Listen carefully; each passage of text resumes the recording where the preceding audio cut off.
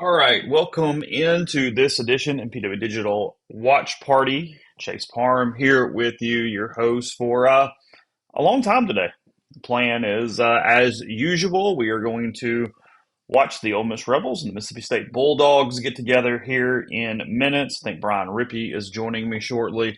Jeffrey's got some Thanksgiving stuff today, but I hope to hear from him at some point. And then Tyler Siskey will be along for the post-game show presented by Realtree. Both things presented by Realtree. Both those coming up here today. Again, watch party now, post-game show immediately following the watch party and the game. Ole Miss and State again minutes away. Ole Miss looking for its first 11-win regular season in program history. Mississippi State looking for bowl eligibility. All the Lane Kiffin stuff is backdrop. We got apparently some theft going on today. Saw Lane Kiffin speaking in the pregame about a break-in in the locker room. Trinidad Chambliss' jersey on. I think Ross Dellinger maybe confirmed that. You know, good rivalry stuff. Kind of feels like the '90s a little bit, right? Kind of like the old days of the Egg Bowl. So it's very obvious what's here for the Rebels on the field, which we have not talked about enough. Again, 11-win regular season hanging in the balance. College football playoff berth, a guarantee with a win. Likely a home game. Definitely should be a home game. So again, that's set up here for today. Also hoping maybe Pete DeWeese jumps on for a little bit, our resident expert from Pete's Pigskin Preview. Talked to him earlier in the week. He's going to try to jump in. So that's kind of what's coming up on tap for the watch party today. Again, probably not by myself, very long, but it's okay. We're going to hang out. We're going to watch it. Jeff Levy in the maroon blazer and the black shirt coming into the stadium today. I guess it's breaking finally that Lane Kiffin is not going to Florida. Is that where we are? Chris Doering looked defeated moments ago on SEC Network with the news of Kiffin not going to Florida. Uh, Michael says in the stream, yeah, I saw a buddy of mine sent me where Florida already trying to protest and remove Scott Strickland. So our boys, our nut jobs down in Gainesville appear to be handling that news well, and it's down to two, which is where it's been. We had a big update on Lane Kiffin this morning on the site, Rebels 24/7. Rebels 24/7, great place right now to get 75% off your annual subscription there. Black Friday deal, Thanksgiving deal. Again, got 75% off on that. Tiva's saying his future really down to this game's outcome. No, I think that's too strong, but I do think this game is such a swing game in sentiment and perception and even tangible things that it is playing some factor here as we move forward. Because look, if Ole Miss loses this game today, it's solely on Lane Kiffin. From a perception standpoint, from what it looks like, there's just no doubt about that. It's on Lane with everything that is going on. Ole Miss wins, and you're in the playoff. You're one of 12 teams that can win a national championship. It's a guarantee, and you need a decision from Lane either way on what his future is. I think that comes tomorrow. But yeah, it's what's so stupid about college football. Look, plenty of times coaches have been fired or retained because of the results of one game, which means it can come down to one pass, one kick going in or not, whether you change the entire direction of your program. And for Lane, if he wins and he stays, you kind of keep rolling. I mean, you've definitely put up a lot of scar tissue for the future when you do it again, if you do it again, whenever you do it again. Um, you've damaged some booster relationships, some donor relationships. You've damaged a lot of things, but we've been saying this for a while is that it is you can get it back. It's wins and attention span, and both things happen um, over time. And if Lane Kiffin if he wins today, decides he's going to stay as Ole Miss's coach, and they win on December 15th, December 20th, 19th, whatever it is, almost everything is going to be repaired by the time they play a quarterfinal game on January 1st or December 31st. It's just the way things work. So, yes, it is very important, this one game to the tenure, to his decision, I believe, because if he loses it, there's going to be a lot of Ole Miss people that question whether they want Lane back at that point. Fair or not, it's up to you guys, but I'm just reading the room and reading the tea leaves, and that's kind of what it seems. So, Anyway, that's where we are. This brought to you every single week by Realtree. Go to Realtree.com. Again, we give things away on every post-game show, including a couple of helmets. We did it after Florida. We did it after South Carolina. This is the one that Randall has won. Got to get Lane to sign it and get to him. That will happen, by the way, no matter what. To sign and get to him. It has the South Carolina, the red piping on it, the navy. The one that they're wearing today has the powder piping on it. So we're going to get that one too. The winner Blake once the season is over, because Ole Miss obviously is wearing the helmets right now. So one of them is not available yet to get out to Blake. But Realtree, Realtree.com, great supporters of Ole Miss. They can help you out, lifestyle, camo, and much more. So take advantage of that where you can. Again, that is Realtree.com. Let's see. Matt Moscona last night, reputable call, dropped his chances of getting Kiffin down to 60-40 from 90 to 10. Yeah, LSU's having a hard time proving some of the monetary stuff. That's what's happening. There's no doubt about that. That's where we are. LSU, it's what happens in coaching searches. The school getting the coach or trying to get the coach, take the coach away, they promise a bunch of stuff, especially in this, because that's what I mentioned the other day. In Louisiana currently, this is about politics as much as anything, really more than even about football. Jeff Landry, incredibly involved in this, maybe more involved than anybody else, definitely more of a decision maker in this than Verge Osbury, the um, the AD at LSU. No, Jeff Landry is doing this coaching search way more than the actual athletics director. So from an LSU standpoint, this is deeper. I mean, it's something, you know, Lane's torn. We heard even this morning that it's been waffling back and forth, but LSU, given what Lane wants in a job, has a ton of positives. They do, there's no doubt. But one of the huge negatives is just the number of people that are involved in this for LSU. The number of people you have to know, the beholden you are to LSU in this.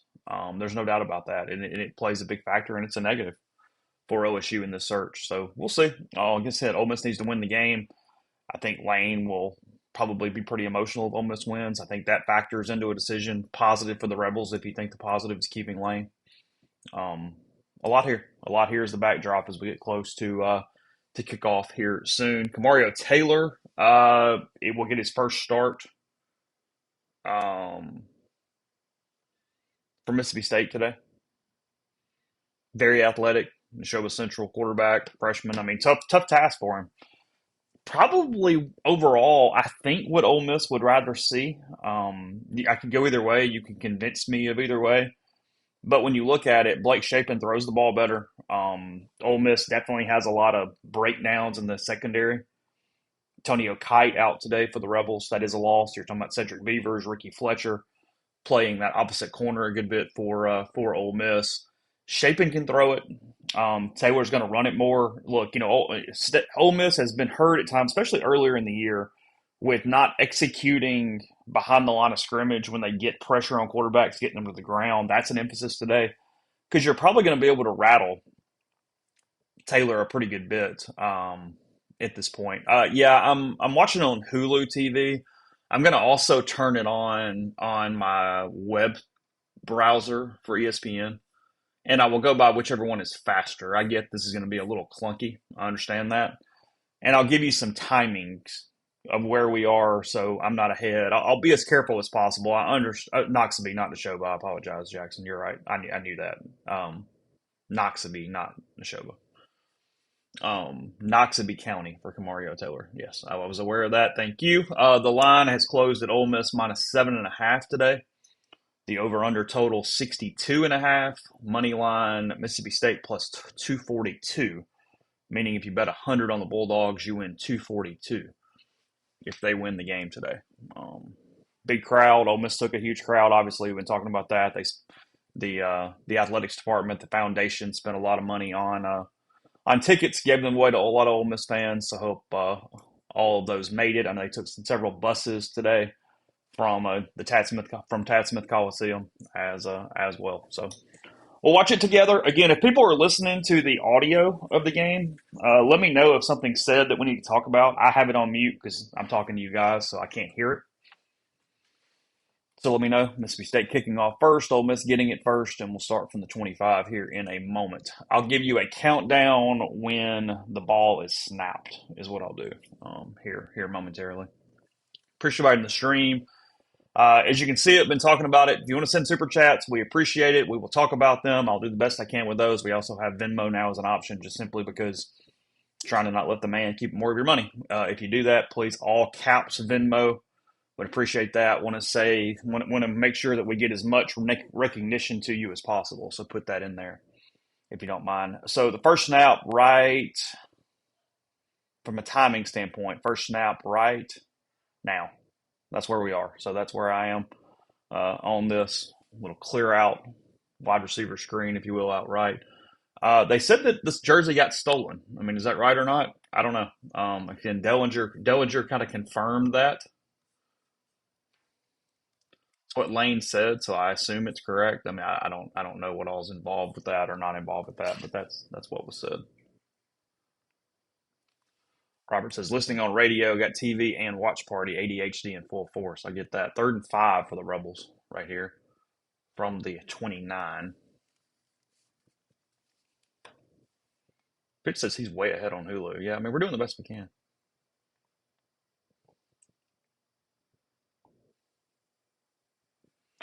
Ole Miss down into field goal range. Big throw on 3rd and 4. Deuce Wallace catches it. He is down, yeah, inside field goal range. Oh, somebody said videos on Barstool. Is that right? I didn't know that. I'm assuming you mean of the theft. What are we talking about? Help me out there with a little more information. Trying to feed Kejuan Lacey on first down. That's the goal here. Again, Ahmad Hardy ran for 3 bills last week. Okay, they're saying old row.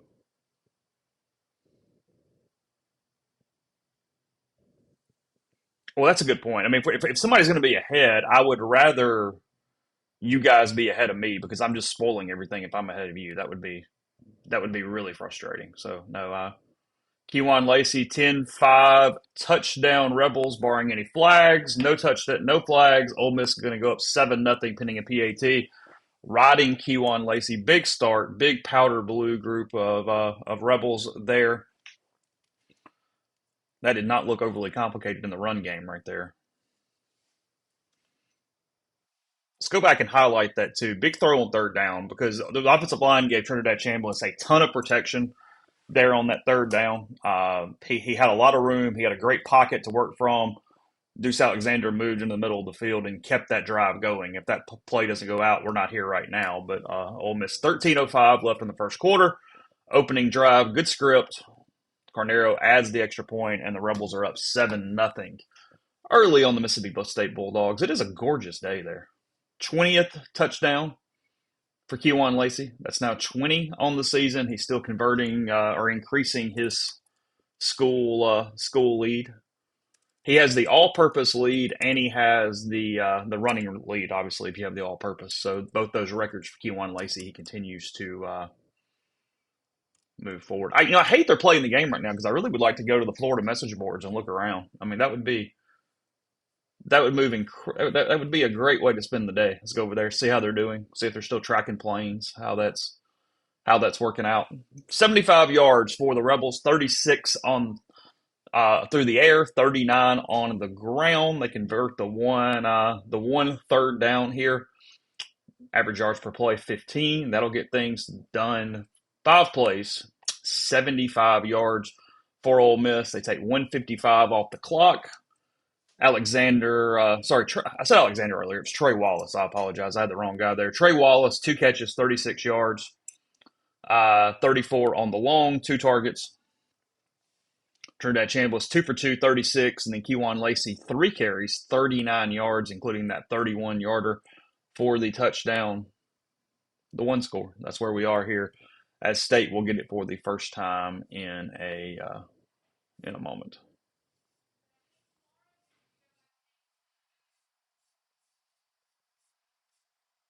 Yeah, I'm gonna have people join me. I know Brian's jumping on before too terribly long. Again, it's with this holiday season, we just all kind of got things going on. I told Jeffrey, "Hey, hang out with the family. If you get by at some point, appreciate seeing you." But I didn't want to put him in a weird spot. He's been awesome all season long, and then Siski's at the game. So Tyler's going to come in for the post game because I told him you'll find this funny. I was like, hey, you've been cool too. If you want to just go to the game and be home, it's fine, like no big deal. And Tyler was like, no, I'm not missing this one. I mean, he's like, I did the Citadel, so we're not going to miss the state post game. He was all excited about it. So we'll see Tyler here in a little bit, and again, hoping to hear from Pete DeWeese as well. I haven't bookmarked any Florida tweets, but I will be ready when work is done for the day to head over and see how they're handling things. Just curious. Got a few receipts that we probably need to go over there from the Florida faithful on this because this has felt like this for a while. I mean, that's what's funny is it's the least. I mean, this is not surprising whatsoever in any capacity. Florida has not been the team in this. James, thank you for the Venmo. Really appreciate you. He says appreciate the coverage today. I thank you for that. Yeah, see, we put it right there on the screen. Thanks you guys for all of that there. Sammy dropping a little knowledge today. He says Lacey, the only running back in the Kiffin area at Ole Miss, has a 20. Oh, it's really good, Carlos. No, not right now, but good. Okay, come here. Carly Ann painting today. That's what she's painting today. They can't hear you. They can't hear you. She said it's of the Northern Lights. She's been doing some crafts out there this morning.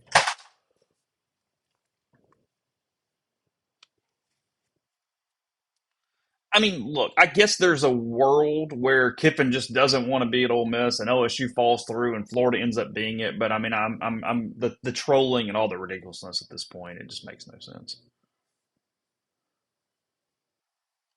Again, if he ends up, as we say with the fair catch there, as he bobble, if he ends up going to Florida, then we'll just all applaud them beyond words. I know I've been saying it for a week and a half, but it's where we are here. I mean, completely where we are. I'm tired of talking about it.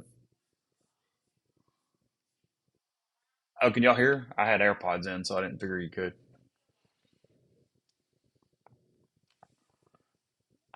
I'm brave. I'm an idiot. I don't know. Call it whatever you want to call it today. We're just gonna hang out. I wanted to hang out, so that's what we're going to. That's what we're gonna do. Oh, I guess that was not a fair catch. Sorry, they just State has the ball on the 3 yard line to start. My bad. Again, I don't have volume, so I'm guessing a little bit on some of this straight from just watching the game. Yeah, Carly Ann likes to craft. She does a lot of drawing, a lot of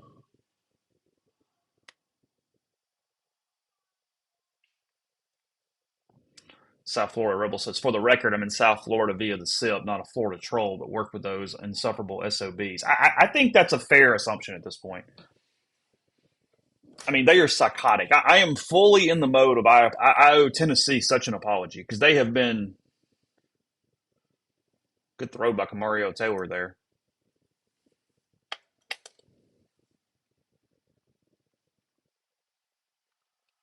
Wills, thank you for the Venmo. Says, what's the over under on a Kiffin announcement during the post game interview? That would surprise me. I don't anticipate that. I really don't. I mean, I could be wrong, but that's not something that I expect at all. I just don't.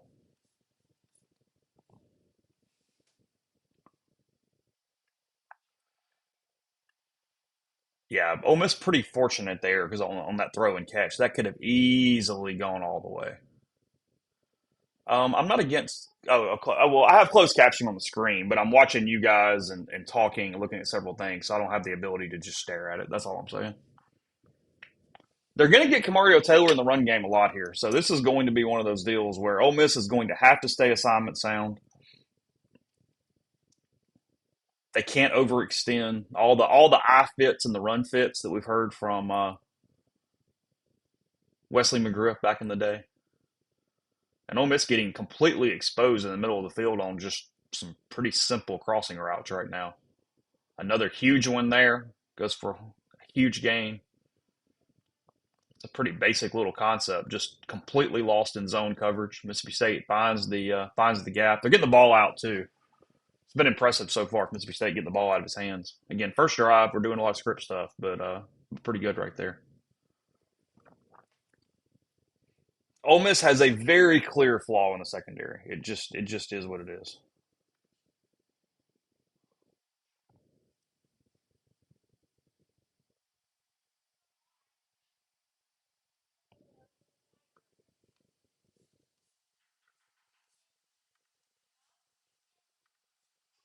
Yeah, I thought they could have called that right there, but I'm not surprised to see it's not the case.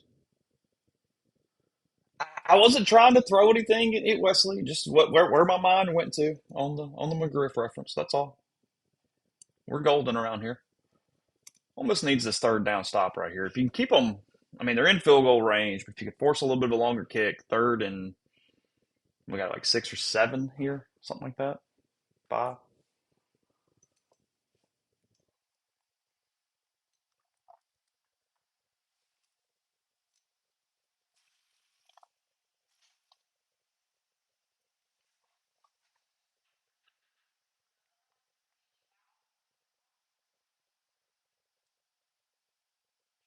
That was really beyond bad defense for Ole Miss right there.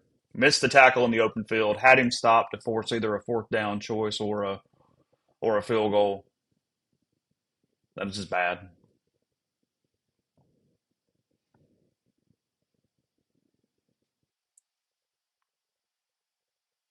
Lucky he didn't grab a face mask right there and put 15 on it as he went reaching.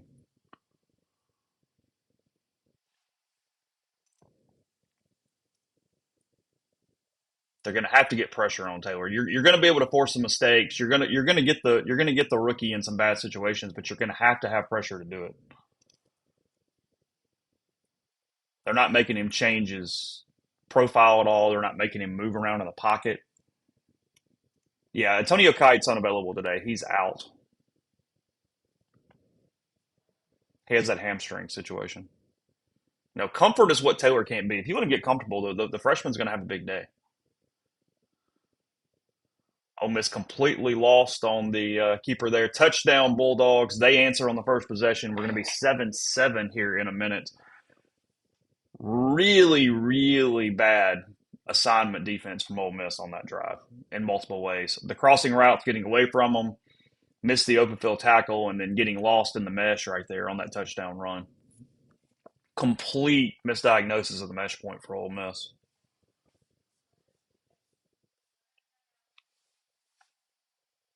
Played a pretty base defense. Didn't see anything elaborate from Ole Miss there defensively. A lot of soft zone.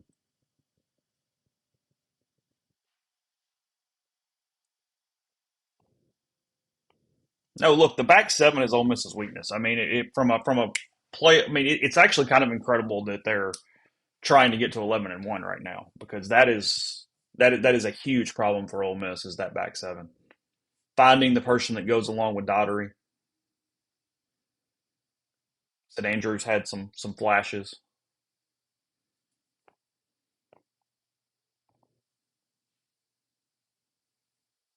London Reb says he's watching the watch party from London. Appreciate him. We're going across the pond right there.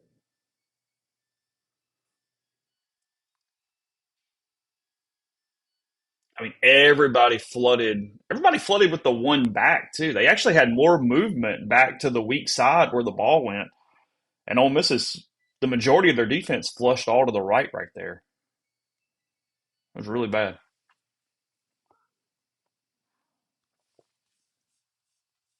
7-7 Bulldogs, Rebels.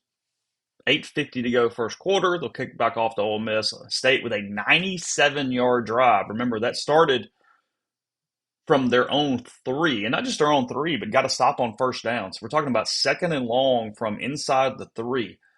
They get the big pop play across the middle of the field. Now 97 yards for the touchdown. State converting 5 or getting 5 first downs on that drive, only the 1 third down on the bad job there out in the open field. I think it was Braxton, if I have that right, on who was in coverage. State 10 plays, 97 yards on that drive. Taylor goes two rushes, 29 yards, including the score. He goes 3 for 3 through the air, 59. So pretty perfect possession there for 62 and a half is your over under today. Pretty perfect possession there for the Bulldogs. Yeah, look, Levy's a good offensive coach. He was going to have a script. He's going to be able to put his young quarterback in some plus situations. It's both. It was really bad defense. It was basic defense that they boggled on that drive. But Levy's good. I mean, I'm not shocked that State had a very very good plan here for Ole Miss.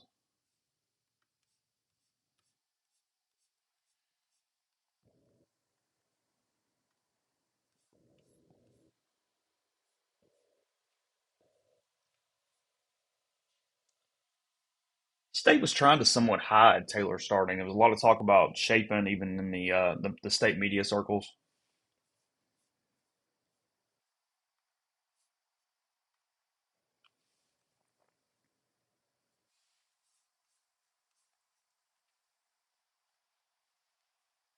I mean, Luke says it. It's the third down tackle that led to 4 points.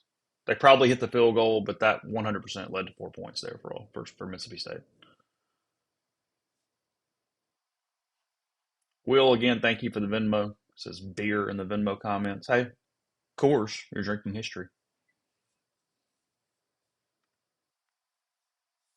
This is an ABC triple header today.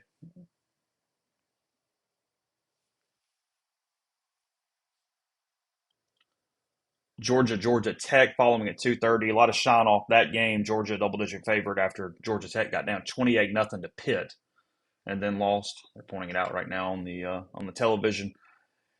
And then tonight, Texas and Texas A&M finishing up with the nightcap. If Ole Miss wins today, that game will matter to the Rebels because they are a win of their own, a Texas win over Texas A&M, and an Auburn win over Alabama from going to the SEC championship game. That's a lot that still has to happen, really in all three games. But there is a path going into the last weekend. I told Neil, I feel like we have done this a lot where you're needing Auburn to beat Alabama to have a shot to go to Atlanta. Ole Miss, hasn't been there. They will start from the 25 in a minute. That's going to be a touchback. I'll give you another timing element here in a second.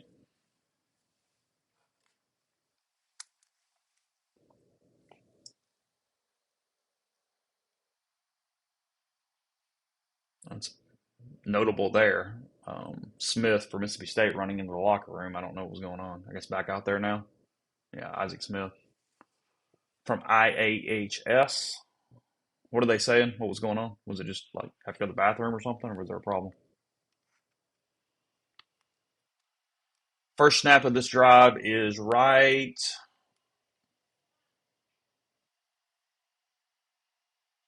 now.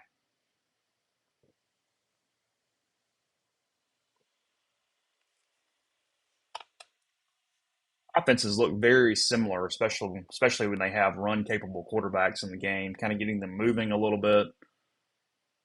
I've been surprised so far through that one drive at how State was good and comfortable keeping Taylor in the pocket. Okay, taping the ankle of Isaac Smith. Thank you, Jen. Appreciate that. Good to see you again here today.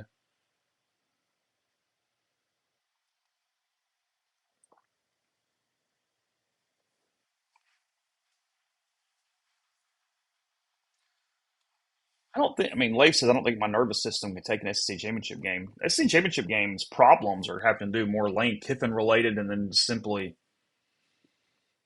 everything kind of around it in that way. It would be a free game if you're 11-1 and playing in the SEC championship game. You're going to host, even if you lose that second game. They're not going to take it away from you. So that's not a problem for Ole Miss from that way. Missed tackle for the Bulldogs. Now into State territory. Winston Watkins with the catch down about State 45-44. Good route, good throw, good catch.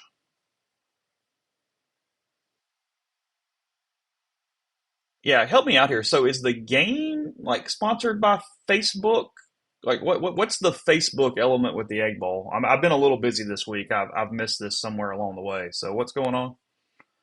State has the Egg Bowl and Facebook on the middle of its field for anybody that for some reason wouldn't be watching but would be listening.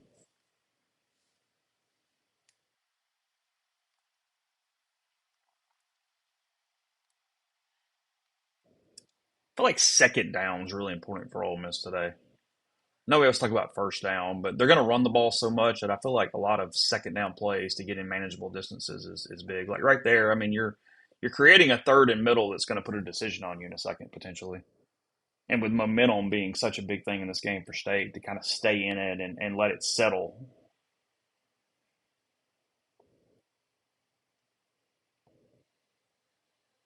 Yeah, if that was a straight RPO, you're right. That was a keep there.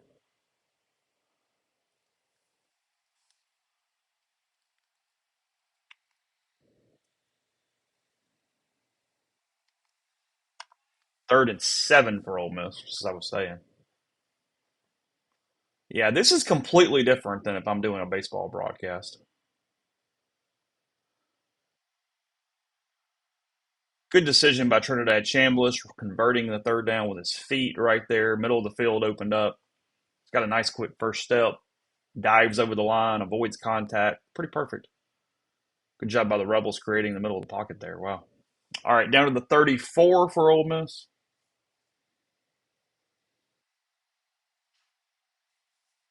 Got a flag on the play.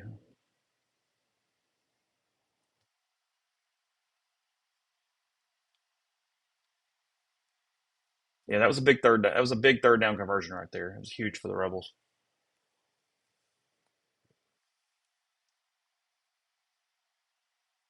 Got offsides on Mississippi State. I assume Ole Miss will take that, create a first and 5. Oh, it's declined. Sorry, never mind. All right, declined. Yeah, I get beat up on that, and people say I just like the script for State or all the scripts for everybody, but I do. I like State script logo.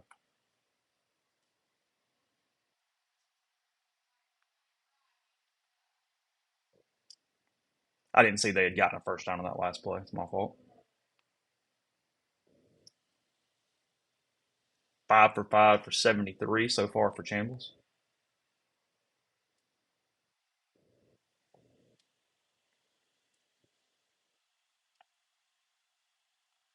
Perfect throw. Trinidad Chambliss, touchdown Rebels.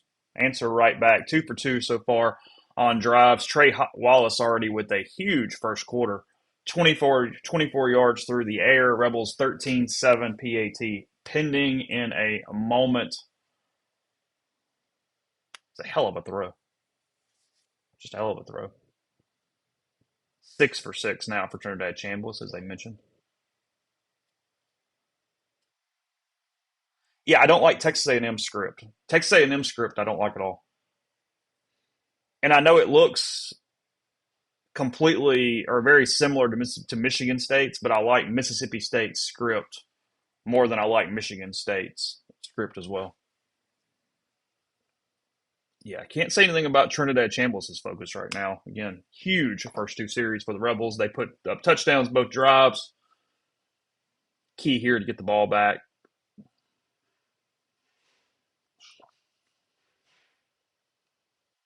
State's interlocking stuff is good. It is. It's like peak 90s. I mean, I don't.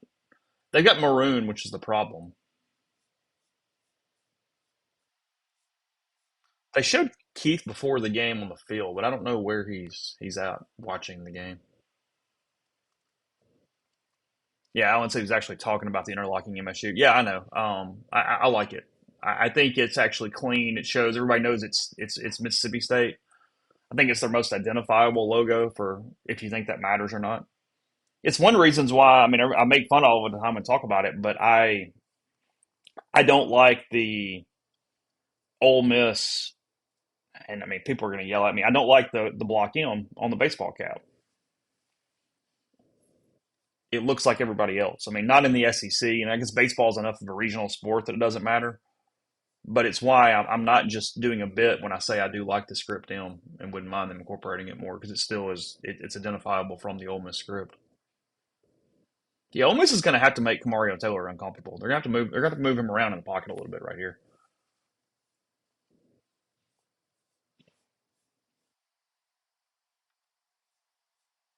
Trinidad Chambliss so far in this game, 6 of 6, 97 yards, one touchdown. Kewan Lacey, 6 carries now, 45 yards. Chambliss, the 1 8-yard carry. That was critical, though. It's third down. 2 for 2 on third down so far for Ole Miss. They now have 7 first downs in the game, 13 plays, 150 yards for the Rebels through 2 drives. Back-to-back 75-yard touchdown drives will do that. Time of possession does not matter in this game, but 5:23 so far for Ole Miss. Still in the first quarter, Harrison Wallace, Trey Wallace, 4 catches, 72 yards, 1 touchdown, 4 targets. Perfect. Winston Watkins, 2 catches, 25 yards, 2 targets there for him, including that 15-yarder. Yeah, I get flogged when I talk about the block M being negative for Ole Miss. There's a lot of people that are very much wanting that to be the or remain the logo, and it is. I mean, there's no danger at all of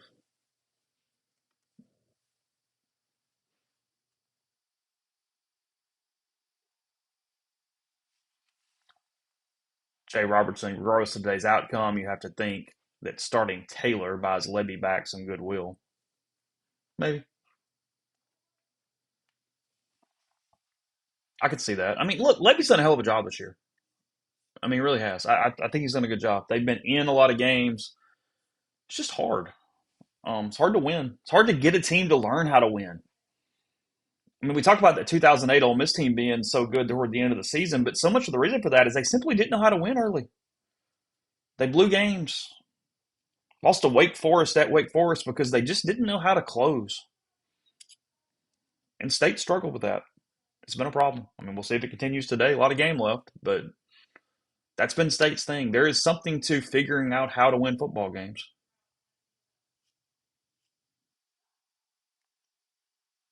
It's a hell of a pitching wedge there.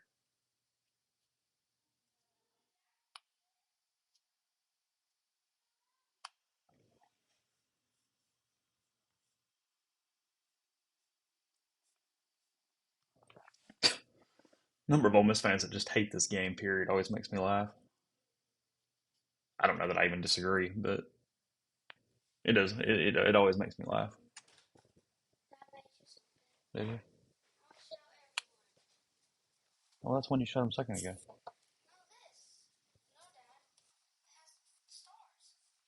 Oh, it has stars on it now? Oh, good job. Thank you. Uh huh.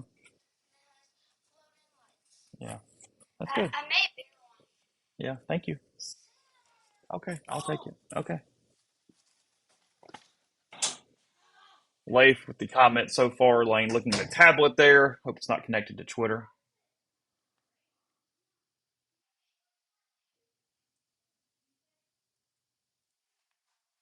For a second, I thought that ball squirted out. It did not, setting up a short third down for State.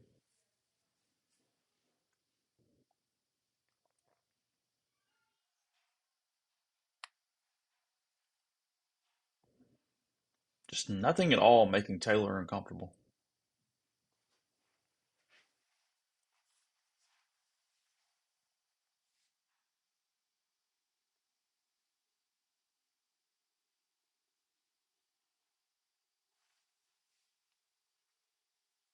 Mississippi State is now 2 for 2 on third downs.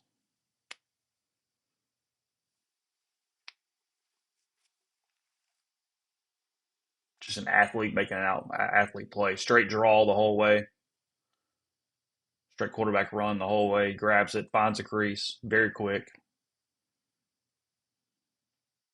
Hell of a player last year at Knoxville. Complete misfire by Camario Taylor on first down. Had a guy wide open behind the Ole Miss secondary. They had a coverage bust and State didn't hit it. So put an asterisk next to that if Ole Miss gets a stop here on this drive because it was open. One good throw and that bad boy goes for 6 for the Bulldogs. Just wide open. Taylor throws it behind him. Big miss. Would have been 14-14 right now with Ole Miss getting the ball back. 3:55 first quarter.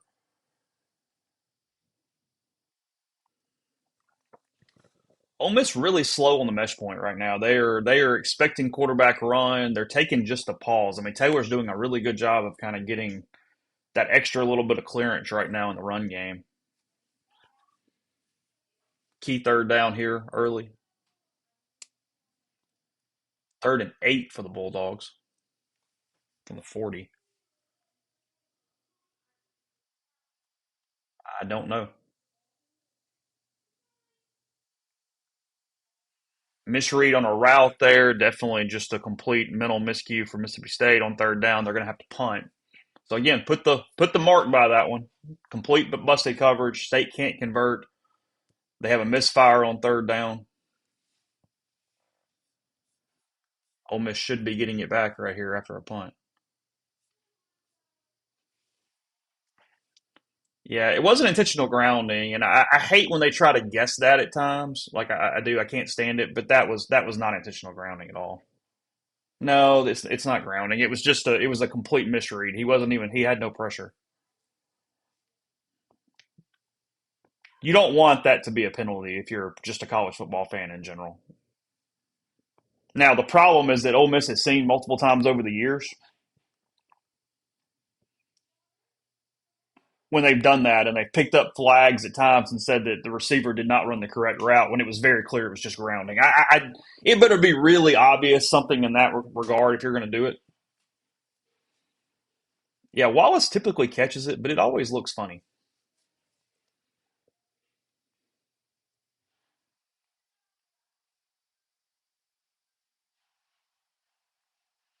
State stacking the box, really, really, really pressing Ole Miss in the run game. It's gonna be a little tougher to break right now, but it should have plenty of holes in the passing game. It should be stuff kind of in that intermediate level that Chambliss has done so well because State's doing a ton to.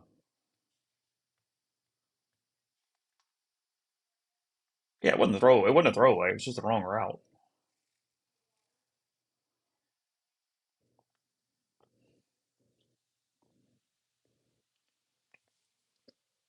They're going to get Mississippi State there on a coverage penalty.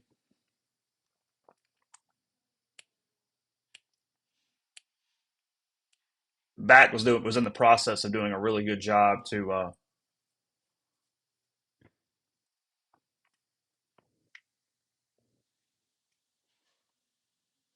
good pass protection by the way. There was coming. He picked up that outside guy in pressure.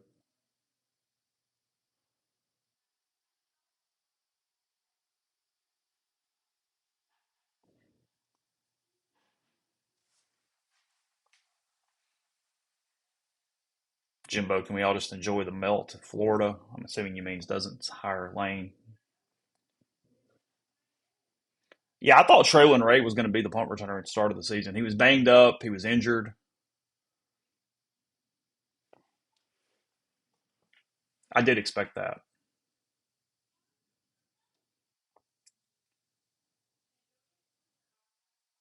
It's been a bread and butter play right there for Ole Miss, finding the soft spot.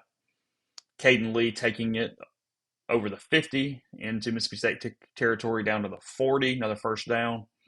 Yeah, I haven't been able to see the full Ole Miss crowd. If anybody's at the stadium, possibly just following the chat or something, or can hear it all, let me know if anybody can do that. I'm curious. It's a good Lacey run right there where it shows you always downhill, always just a little more, gets another half yard there.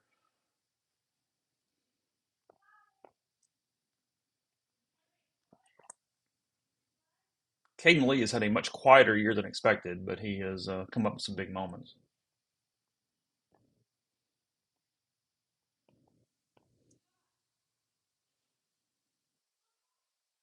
Setting up about a 3rd and 3 here. It's going to be a spot where Lane goes for it on 4th down. So 2 chances to pick up 3 yards for the Rebels. I do not anticipate him kicking and just going up 2 scores, even though there would be some merit in that. Although a 50-yard field goal at the moment. It's a huge stop by the Bulldogs. 3rd and 3 there. They hit Lacey right in the hole. It's going to set up 4th and about 1.5. Another big play right here in this game. just too many bodies. I mean, I know he got one and a half, but that play from where it was situated was not set up well. 4th and 2 for Ole Miss.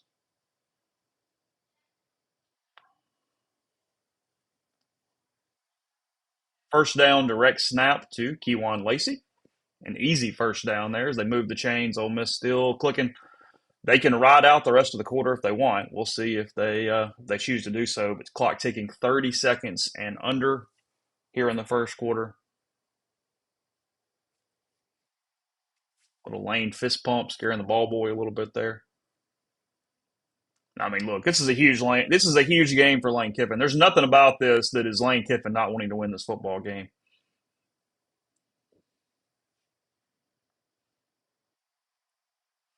Even from the standpoint of just the symmetry. I mean, again, this Lane has since the end of the first quarter, Ole Miss with a second and medium, 14-7 Rebels as we reverse sides of the field and ends of the field, and we do it again. Uh, 50. If Ole Miss wins this game today, 3 quarters left, Ole Miss up 7, 14-7. They win this game today again. That's 50 wins in the last 5 years.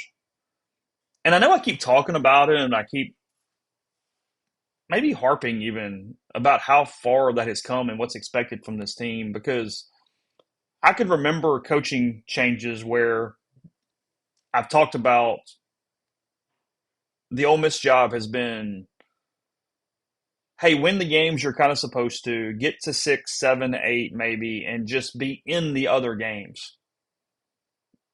And I don't think that was an incorrect assumption on where Ole Miss was trying to get at those times. I mean, I've been doing this now for 20 years, and so often it's been be competitive and win more than you lose and what that looks like and try to have that one special season. And again, you're one win away right now from 50 wins in 5 years, averaging 10 wins a season. It's just remarkable. It's so much of it is Lane, but so much of it's the way Ole Miss has grown up with Lane. Chancellor Boyce, Keith, Denson Foundation, Walker with the collective. Ole Miss has so much symmetry, and I know it gets the credit for that so often, but at the same time, Lane, which is he's a huge part of it. He's the leader of this program. Um, his profile overshadows that a lot too. It's just I don't know when you stop and think about it for a minute and where this program has come. That every game now is some level of winnable or winnable. It's remarkable. It's come a long way. 2019 was not that long ago. I'll stop waxing poetic now, but some of mine. Into the first quarter, Ole Miss 192 yards in that first quarter, trying to add on to its one possession lead. Mississippi State with 112 yards in the first quarter, 118 through the air for Trinidad Chambliss, 7 of 7, 118 and a touchdown. Keywan Lacey, 11 carries, 64 yards in the first quarter, one touchdown along a 31, which went for the score. Taylor leading the Bulldogs in rushing, 4 for 36, averaging 9 a pop, and 3 for 5 through the air, 59 yards. That critical misfire on the blown coverage.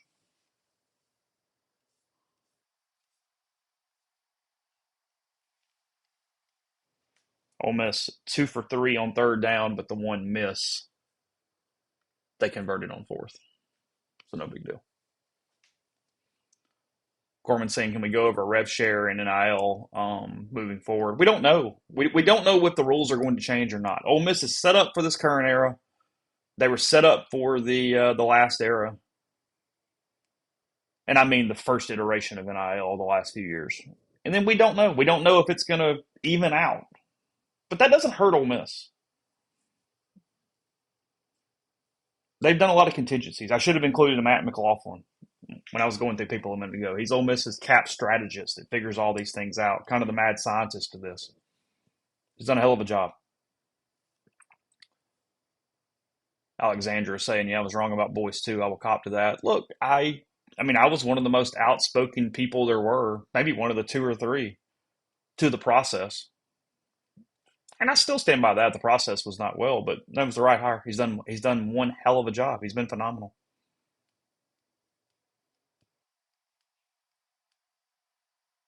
Second and 8 from the 21 for the Rebels. Snap right now. Yeah, Chambliss greedy there on second down. I think trying to get a flag, and that wasn't enough to warrant it. Kind of wish he'd have hung in there and just kind of played the down a little bit more. First bad decision from Chambliss.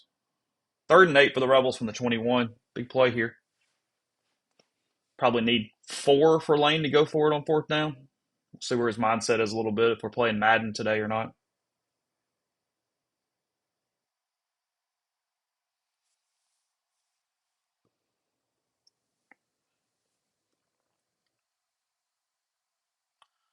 We got a false start on Patrick Kutas. By the way, winner of the Kent Hull Trophy for Best Offensive Lineman in Mississippi, Kutas, this year. Saw the press release yesterday. But now third and 13, so getting way behind the chains here on third down for Ole Miss.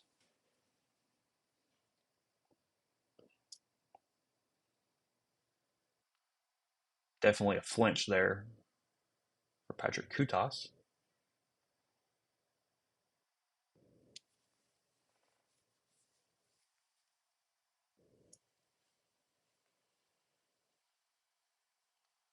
Is there some raw news?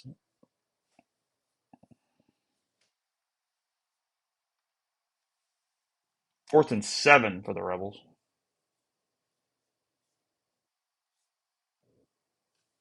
Yeah, I had. Oh, did I move the camera down? My bad. I'm just using the FaceTime camera right now because it's easier. So give you guys a blooper. I have pants on. I'm fully clothed. Big miss for the Rebels. Lucas Canero comes on and he is wide left, misses from 37 yards. Ole Miss does not take the two possession lead again. Put some pins in plays. That's one right there. Canero misses from 37, just pulls it slightly,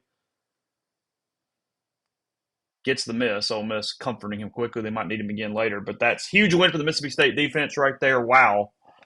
Just seemed like you were guaranteed points. He doesn't miss often going in for the two-score lead to kind of create some separation, especially when you consider that um, State is going to get this thing after the break. Just pushes it, misses it by, I don't know, 24 inches, something like that, probably. Wide left. Jeff Lebby all pumped up. State gets it back.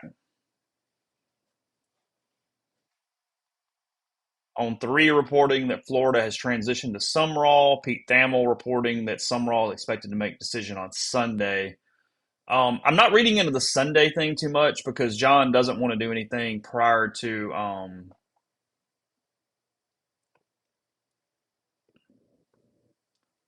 his game on Saturday. Yeah, we have now put a little star next to 2 plays in this game, one for Ole Miss, one for the Bulldogs. State missing a touchdown, and now Ole Miss. Really the false start because that changed everything. Third and 8 would have turned into a different situation.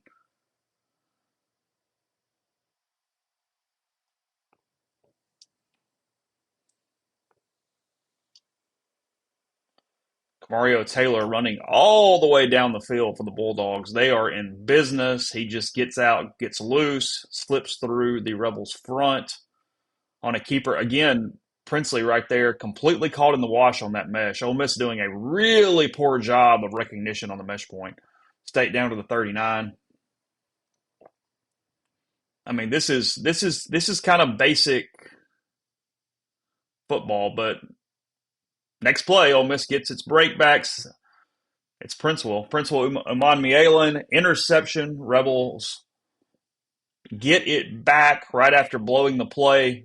Ball tipped in the air, goes right to Umanmielen. Advantage Rebels right here. Let's see it again. I was paying attention. Kind of a delayed play. Eccles gets his hands up. He tips it. Umanmielen grabs the ball, secures it. Double tip. Yeah, we did. We got the lane calm down thing. We haven't seen that in a little while. The big Alabama gif from back in the day, the calm. to calm down.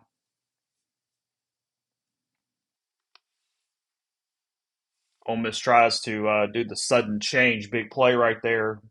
It's incomplete, setting up a 2nd and 10. Just misses him. Had him open. Had Wallace open down the right side of the field. Big play was there. Chambliss throwing on the run. Can't quite convert.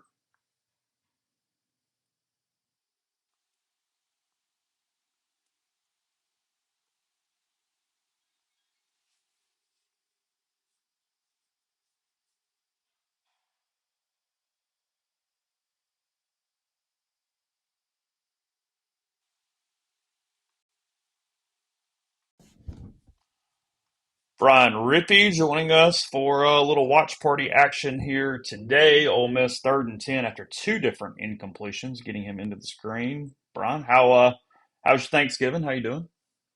It was good. How was yours? Oh, it was lovely. Doing good. Been had Carly Ann bringing art projects in all morning. We're doing some stuff like that. So just hanging out with all the crafts. Have you been solo this whole time? I have just hanging out. We're good. Yeah, yeah. I didn't mean to leave you hanging. No, you're good. We're fine. Brian Rippey, author of the little written work that's been moved around the internet. Trinidad Chambliss with three misfires on this drive. Ole Miss. This is I get the first down sudden change right here, but Ole Miss going 3 and out, not letting Kewan Lacey touch the ball. I've got questions here, even though it was open. I mean, Ole Miss is trying to throw State out of this zone, and that's two in a row that are just wide open. I mean, Ole Miss has receivers running completely free down the field. Chambliss clear misses on first down and third down, and then kind of a botched play there on second down. Just a horrific one. Rippy, how are you and I from a timing issue on snaps? Like, how far apart are we, do we think? I just now got to that last third down miss, but I'm about to try to switch to the ESPN app. So didn't we discover with Siski during that YouTube TV dispute? I use Fubo, and they're by far the slowest. I'm pretty sure. So I'm gonna. We did seem to think that. Yeah, that was the way we were sort of working at that point. I was trying to get to my Watch ESPN app, but I couldn't get it to sign in. These different apps and streaming have made me long for like direct TV and cable again. Maybe that's not the smartest thing, but it was certainly a hell of a lot easier that way. Chris Lowe reporting Florida focused on Summerall and Dill could come together quickly. Yeah, look, that's what our reporting's been centered on. It's been that John has a timing issue when it comes to Ole Miss because Florida can stress him and put a deadline in. And if they do that, what's he supposed to do? If he doesn't know for sure that Lane is leaving, and he does not appear to know for sure that Lane is leaving, you're not going to turn down Florida to hope for Ole Miss later. I mean, he is Ole Miss's number one choice. If Lane Kiffin goes to LSU at this point, they want Summerall. But Summerall is in a weird place where he just simply can't wait in that way. That's what we've been Yeah, talking but about. That's the exact element of the situation. He's going to make a decision on Sunday. I think that is a decision only, not a public decision, because he's not going to want to do anything prior to his game tomorrow. Because Tulane has to win to get into the AAC championship game, I think, at least barring some other results. They're going into there not guaranteed a spot, I guess I should say. If they win, they're not just in the AAC championship game; they're hosting the AAC championship game at that point the next week against, I guess, South Florida Navy, maybe something like that. well, I don't know. Swamp Gator 69 told me it was Lane all along that Florida was moving in silence, so I'm not sure which one to believe.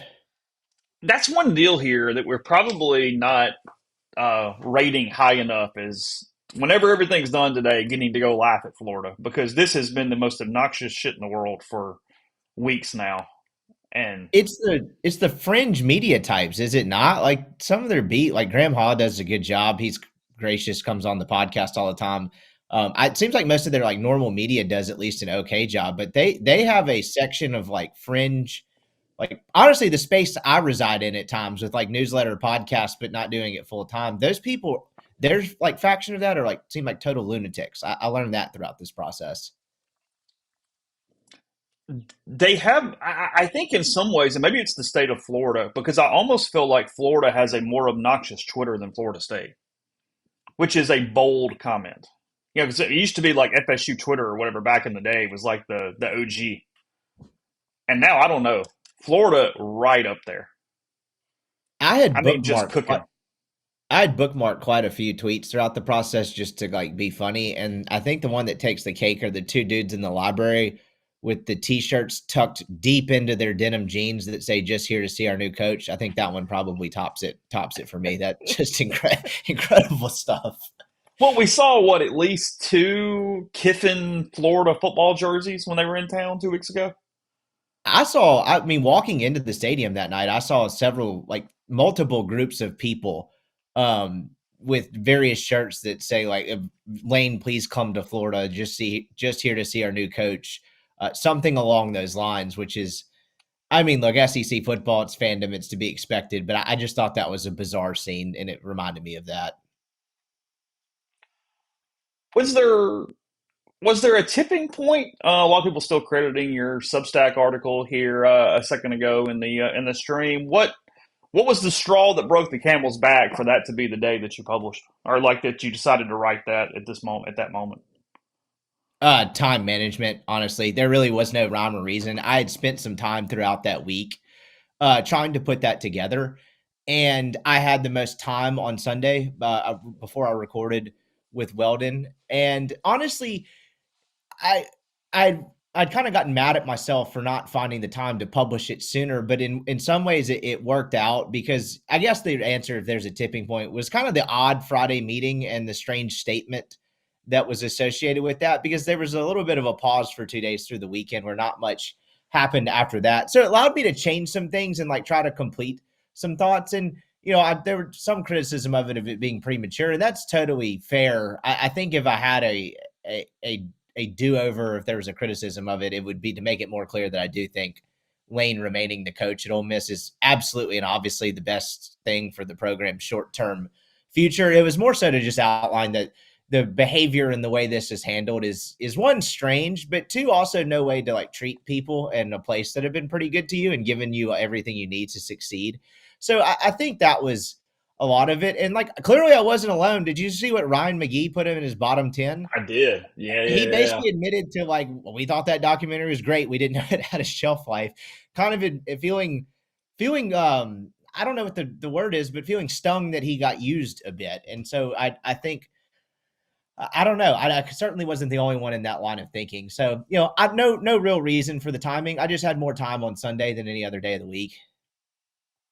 State with the offsides there after a holding penalty, back to back penalties for Ole Miss. I don't know if you take this or not because I think it's only, I guess, half the distance to the goal. Yeah, Lane's going to decline that. CC Bearcat, thanks for the Venmo. Appreciate you. Put it on the screen there. Says, do we think Sumrall is waiting till Sunday? That could mean he's still in play if Kiffin leaves tomorrow. Look, I think John is going to wait as long as possible in case. There's no doubt about that. I think he wants the Ole Miss job. Nobody knows what in the world Lane's going to do tomorrow or whenever this is known publicly. Let's put it there that way.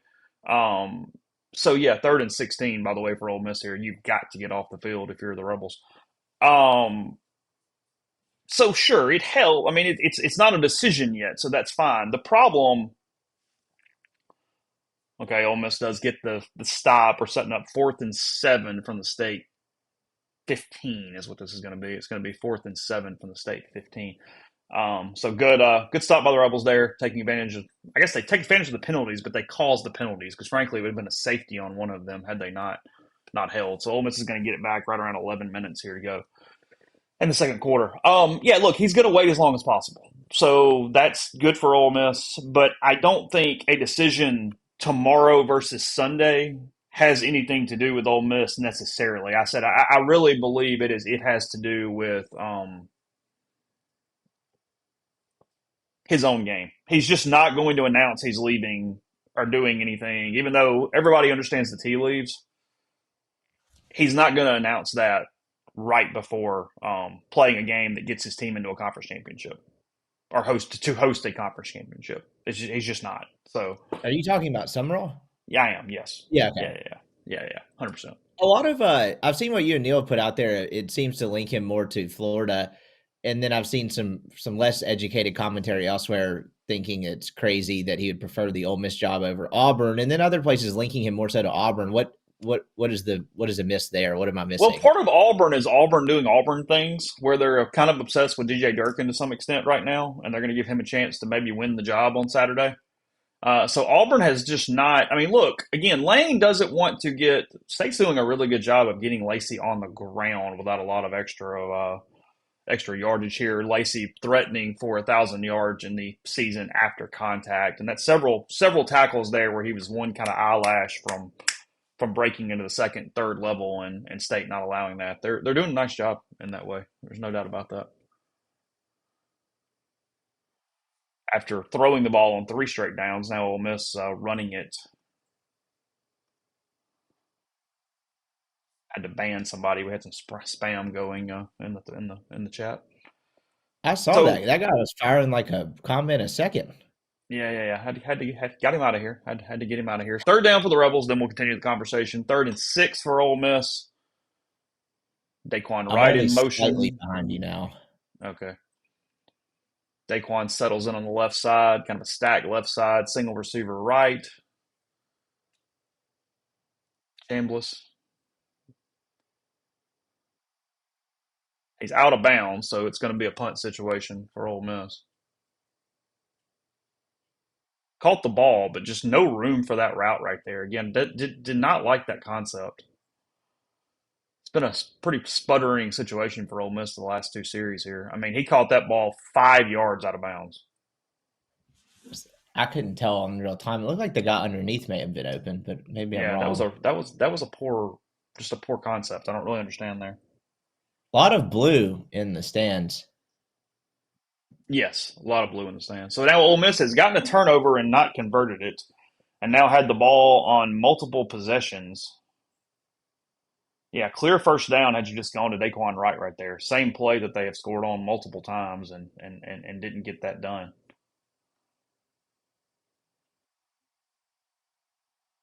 Another bad throw, bad decision there from Chambliss after such the hot start.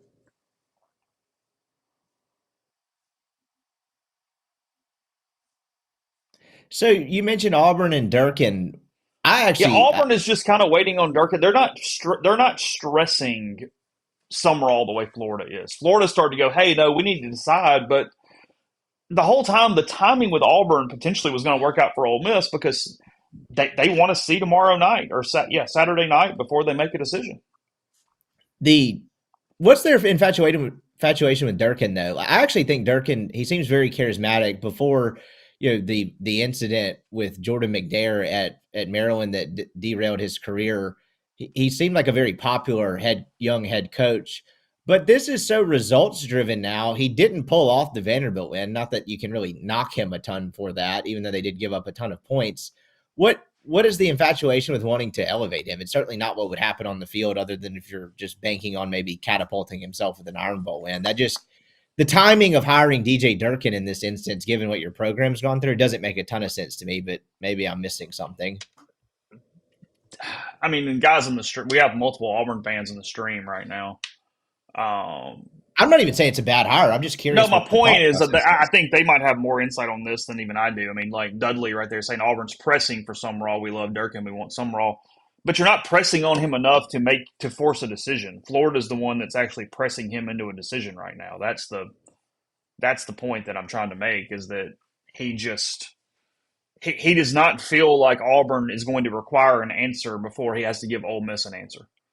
Florida is 100% trying to play against Ole Miss in this race and make Ole Miss get to a point where they've got to make where Summerall has to make a decision before he can just sit there and choose Ole Miss over them, which is the right thing to do. That as much as I love criticizing Florida, that's the right call. You don't allow another program that he prefers to open into this race. You say, hey, John, here's the contract. And the way we see this, we better get at least, we'll keep it quiet for you till Sunday. Go play your game, coach your team. But we're going to need something in writing here pretty quick, Chief. So That's where you Florida think is. if given the choice, Summerall prefers Ole Miss over Florida? Did I hear that incorrectly? I do. No, he wants Ole Miss. Yes. If John just had all the jobs lined up, he wants Ole Miss. Why do you think that is? Comfort. I think it's just a better job than Florida. Period. I think resources have increased as long as Ole Miss has the administration that it has. I think it makes sense. But I think comfort plays a lot into it. He's been here. He likes it here. He knows the people. Sees what Lane has done. I mean, I think he believes he would be a stabilizing factor for the Rebels. So being partially colorblind, these are the types of suits I don't quite understand. What color is our man Marty Smith rocking? What color is that jacket? Okay, I'm gonna need to see it again. Is it My is it initial like guess is pink? red. Yeah, but it was like light, wasn't it? You're asking the wrong guy. I was just trying to take a stab at it and see if I got one right for once. He is one slippery son of a gun. Because Ole Miss had him behind the line of scrimmage, and he ends up getting 7.5 on that. That kid is good. I mean, you probably will get a strip out of him at some point. The way he sort of carries the ball and runs around back there, it looks a little bit like Jackson Dart in the NFL. But he's slippery. He's good. I like him. This That is getting into one that weird part of the game, though, with Mississippi State getting the football after halftime. Ole Miss has had chances to create separation and have not done it. This feels like an correct. important drive to get 0 points out of or get a stop would be the better way to say that. 100%. Yeah, I noticed that Keith on the sideline today, not doing the box thing. Is he like channeling his like inner Carly Ursay, just listening on the headsets? What do you think he's doing? So Marty Smith's jacket is. Some guy in the stream says 1960s plaid. Is plaid I a mean, it color? no plaid's a pattern. Okay, that's what I thought. I mean, it's kind of some light sherbert action, like kind of a rust. Yeah, yeah. I don't know that it should be 28-7 because I'm not going to say. I mean, he's got to hit all those passes, but I mean, they should have one more at least. I mean, it should 100% be 17-27 at least. I'll go 21-7. Okay. Third down right here. You got to think they're going to keep it in Camario Taylor's hands. What happened with? So I actually got up to start setting up for this stream during the Carnero. What he just hook it? He I just, did. yeah, barely pulled it a little. I mean, it missed by a foot and a half left. I mean, it came off his foot fine, but yes. Yeah, see, empty backfield here with this freshman quarterback. I mean, it's a ton of pressure on him, but he has really stepped up and let it play well. Oh, he doesn't get it. Ole Miss is going to get the football back. Fourth down for the Bulldogs. They played that run fit really well. As much as I've been on them, that was good. They handled the mesh point well. Um, got him sort of isolated on the boundary side there. Good job by Ole Miss. That was good defense. I'll tell you what though, if they keep this Camario Taylor kid and build decently around him, that's got a chance to be a problem. Well, too, because I think you can build a really good sort of quarterback run first offense. You know what I mean? And he's already throwing well enough in spots to where you could develop that enough to he could be a real issue. By the way, that was almost a Ooh. muff and would have been a huge problem for the Rebels. He does not exude confidence catching the football back there on those punts. I mean, whoa, boy, he was juggling that bad boy as he turned around. Just kind of casually too. He didn't look too Hmm. panicked. Just that was good. Did you have your parents down yesterday? Up yesterday? We went down there to Jackson and then went to Monroe and then came back early this morning. So we went down Wednesday night, did lunch, then went to in-laws Oh, in you've done Monroe. Monroe and Jackson. Oh yeah, well Yeah, traveled man. I'd wanted to get back here for the game though. gotcha. I was not trying to watch that in Monroe. I'm not sure um, what that would have looked like.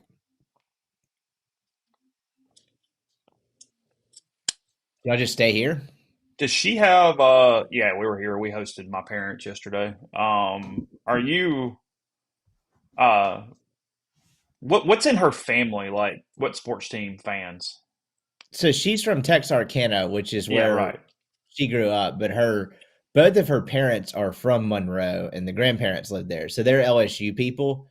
I guess to some degree, ULM people. I mean, my wife actually, ironically enough, went to graduate school at ULM, but I don't think many people are claiming the Warhawks. But it's LSU and Ole Miss. There was no Ole What's Miss tie until my wife decided to come here. Then the two sisters followed, and now my father-in-law donates more to Ole Miss than LSU, but still keeps keeps the LSU fandom. There's two ways to look at this right now because Ole Miss 100% should have extended, but it also could be a much more difficult situation right now for the Rebels. I mean, you had that almost muff, you had State missing a wide open receiver running down the middle of the field. And yes, that is true news, Robert. SJ Tui is now the ULM athletics director. That is a fact. I don't know SJ2E at all, but does you probably know this path better than me. It seems like he's done a pretty good job of cutting his teeth to earning an opportunity like that through working various jobs in athletic admins. I was just from afar happy to see that. Yeah, I Is that don't. an accurate statement? I have very, very, very casually followed his path, but it does seem like he's just taken whatever's been available and progressed. And ULM AD, God bless him, he's going to have a job because I'm pretty sure they're the lowest budget in Group of Five. Have you ever seen their stadium? I've never been to their stadium.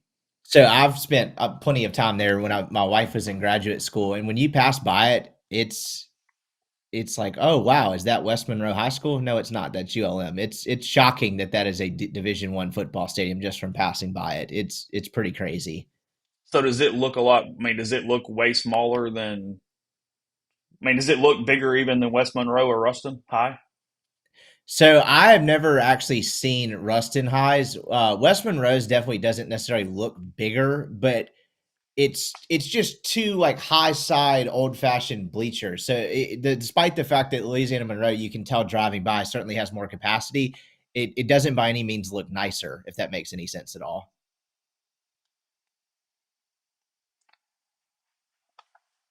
State's defense is doing a really nice job right there because they covered up both levels of that play that's been consistently getting Ole Miss yards the entire season. I mean, they've done a really, really good job on Ole Miss's bread and butter. I know Chambliss missed those throws on that one drive, but there's there's been some pretty good adjustments here by the state defense, especially in the run game and affecting things and coming up and making tackles, forcing They a were lot pretty of third and mediums. they were pretty good for the first 4 or 5 games of the year. It seemed like something that happened in the second half of that Texas game broke them a little bit.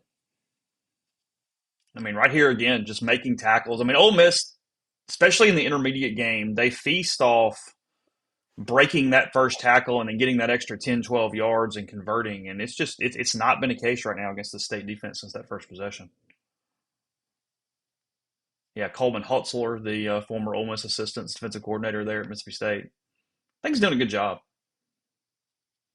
I really do. This is a bogged down period a little bit for the Rebels. First down there, though. Lacey out of the backfield gets free, big in space.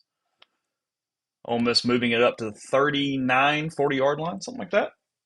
Big conversion for Ole Miss. Good That check felt down by really Lacey. I mean, good check down yeah. by Chambliss, and nice job of grabbing that ball out of the air right there by Kiwan because that was thrown pretty hard from a short distance. I would have dropped that. You've been locked into the helmet beat. Are these helmets any different than the original ones other than the powder blue stripe versus navy? You mean like Same from thing. 2 weeks ago? Yeah, correct. Yeah, no, it's just different stripes on top. Okay. Yeah, like because the gray doesn't have any other color in it. It's just gray, and then stripes are different. Good pickup on first down there for Ole Miss. They get six. Got Watkins in the slot right here. Looks like a pretty good opportunity. So what are you using that's faster? I've since switched to the ESPN one to close the gap, but what are you watching I am on? currently, so I have it on the television in front of me, but it's about 12, 15. Yes, this is the white helmets. You're correct. It's 12, 15 seconds slower than me having just the ESPN uh, like feed up just on my So you have computer. like linear cable though? You're not streaming? No, no, I'm streaming completely. Yeah, yeah, yeah. On what? Hulu TV and then just the ESPN like browser. Oh, okay. Yeah, yeah, both. Mrs. Winston Watkins wide open for what would have been six. Oh, wow. Wide open. What is the penalty? They Look call like, holding. So maybe it yeah. was on the hold. Okay, if so. But wow. The hold explains it. I'll get off Trinidad there. But man, he was running free release down the middle of the field. Let's watch it again. Oh, yeah, he held him. That's not on Chambliss. That was actually a perfect throw. Holding calls the miss there. Good call. Good move. And if you're stayed, it was the right decision because you just stopped the touchdown. Straight quarterback power there on first down. I know it's worked some, but I don't love that play. I get you. I get it gets a +1 in the run game, but yeah, that wasn't an overthrow because he's already letting that ball go before it happens. I'm not going to put that one on Chambliss. I mean, you were close to converting anyway, which would have been a touchdown.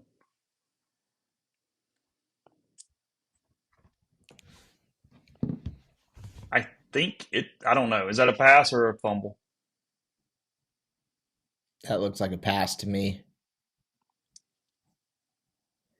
Him slinging the thing forward and spiking it into the ground would lead me to believe he had control going forward, but I haven't seen a replay. Also, they're getting a lot of penalties in here, so we need to make sure nobody's thrown out. Yeah, now, oh my God. Yeah, there was. I'm not 100% sure that there weren't a couple punches thrown that could get somebody thrown out here. It looked like Daquan Wright threw some punches.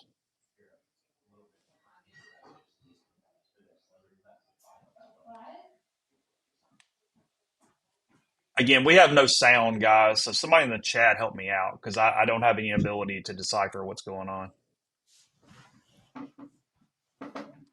I've got no sound either, but got a text a minute ago that they spent the last two jobs just talking about the Kiffin narrative and not the game. Does that actually have people upset or no? I have no idea.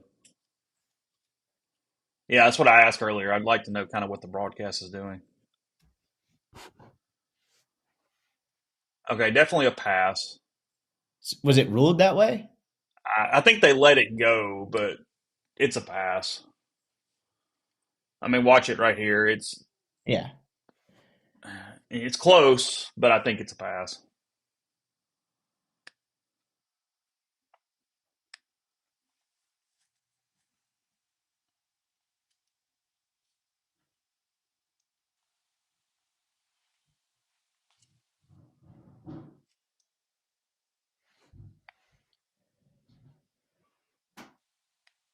All right, what is the guys? Help me out in the stream. What are we saying? Give me some idea of what's going on penalty wise.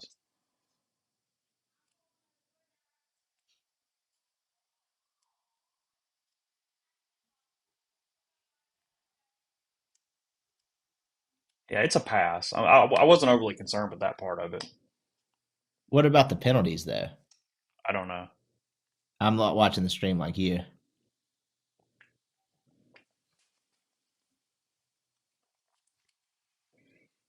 I mean, if they just go offsetting here, I will be kind of surprised. I sort of expect because they can review for ejections as well. I'm pretty sure you can review to toss players. I think the 2018 Egg Ball taught us that, did it not? It did.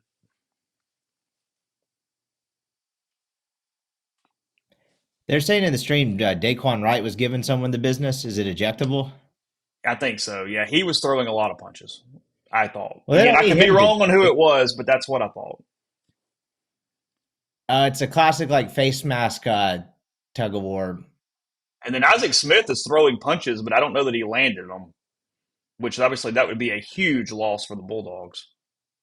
Do you have to land him to get thrown out? I thought it's just the act of throwing Well, fists. that's what I mean. I don't know. I mean, I'm seeing Isaac like go all Rocky here, so I don't know.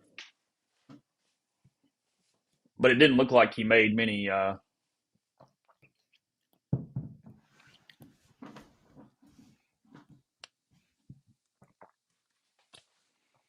Someone's got 3:28 to to go in fix. the half, by the way.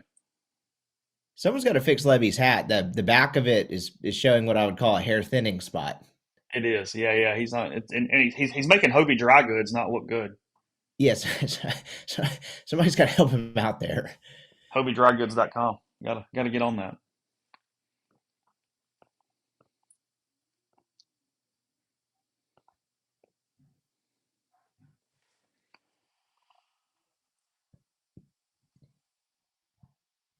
Refs had the note card out, they say, which is usually not a good sign for just offsetting penalties where you move on. Look at Lane's face. Or I guess it's now gone. He looked like he was doing the like the weird show teeth nervous thing, like emoji. Yeah, but for a while he was just staring with his mouth open like he was He's hypnotized. probably trying to pop his ears because of the cowbell sound. He's not a big fan of those. No, I don't think he enjoys this game. I don't think this is his favorite one on the schedule. I don't think this is his favorite one on the schedule either. And you mean this particular one, right? The Egg Bowl in Starkville? Correct. Yeah, yeah, yeah. Yeah. Oh wow, they're really just offsetting these bad boys. Is that true?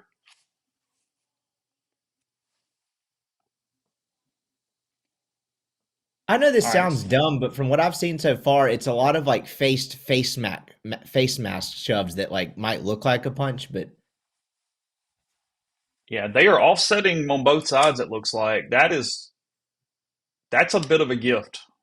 Okay, so going to be 3rd and 8.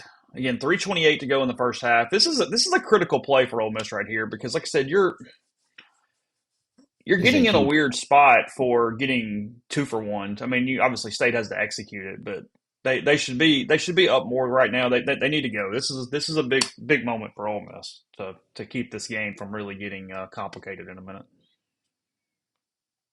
I like that call by the refs though. Honestly, like this isn't an Ole Miss or State thing, just in general. I mean, nobody's hurt. Just move on with your day. I'm good there. 3rd and 8.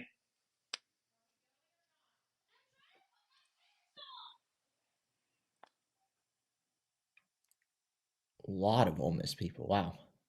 I don't think yeah, there was an effort made there. That's what I heard. It's quite the effort made there.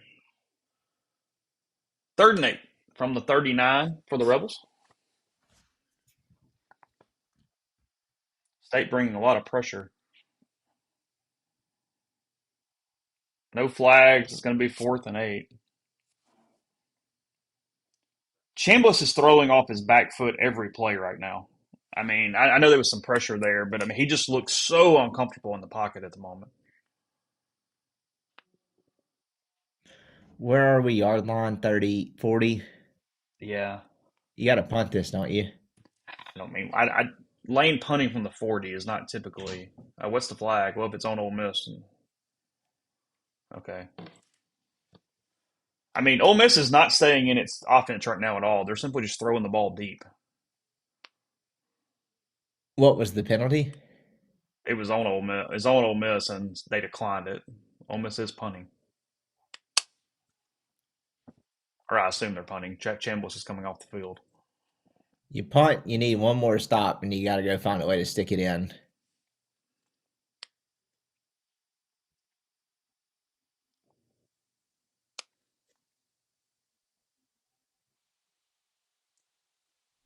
Oh my God! Should have been down at the 1, and Ole Miss simply didn't grab the football. Oh, Wow! All you got to do is put your feet on the goal line and corral it. What a mistake by the Rebels right there. That's horrid.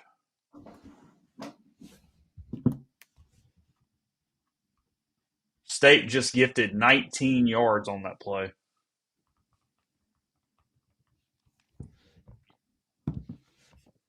I mean, hit it at the 2 if you're not sure. Just touch the football.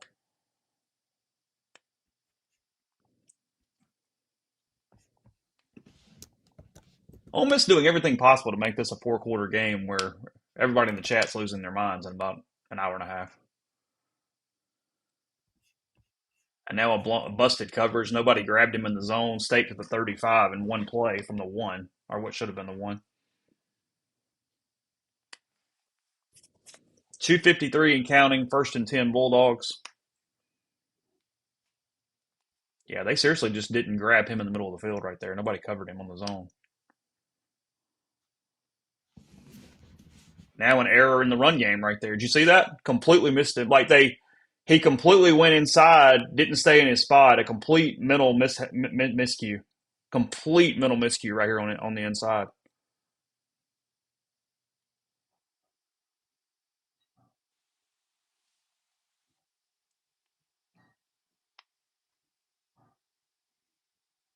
State down to the 22. Now that time is not necessarily a factor for Mississippi State, it might be a decent spot for an Ole Miss timeout. I can't figure out what was going on there. The edge for Ole Miss takes these 3 steps inside, and the back just filled in that gap completely back out. That was incredibly strange there of a play call on the big long run for the Bulldogs. 2 minute timeout. Ole Miss has 3 timeouts left. Bulldogs have 3 timeouts left. Ole Miss leading 14-7 here at the 2 minute break. Just a horrid three straight plays. Two big plays for the Bulldogs after having State down at the one and just not grabbing the football right there. And again, fundamental mistake because you put your feet on the goal line and you go grab the ball.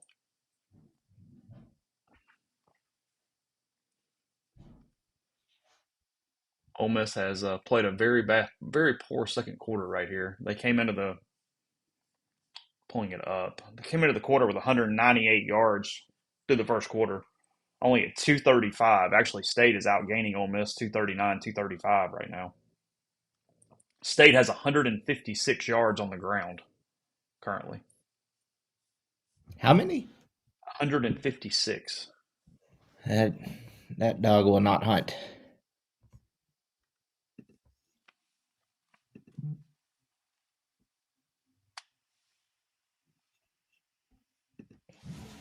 Well, you're letting teams, somebody saying, why are you letting teams stay in the game? You're letting teams stay in the game because you missed on 3 straight pass plays, 2 of which would have been 6 points.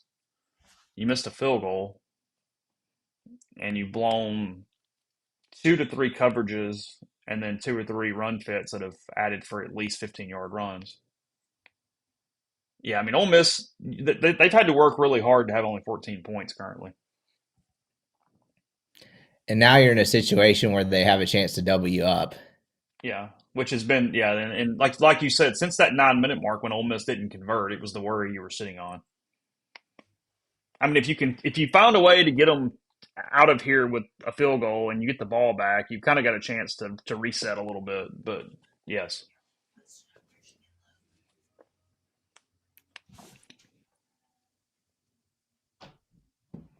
yeah, I mean, they're running a lot of man-to-man coverage, and there's guys wide open all over the field. Ole Miss just isn't hitting them.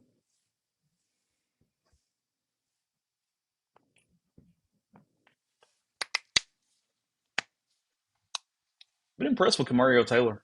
He's missed. I mean, he's going to miss some throws. He's a freshman. He's going to make some mistakes, but he's done a lot of good stuff in the run game and moving around in the pocket to extend plays.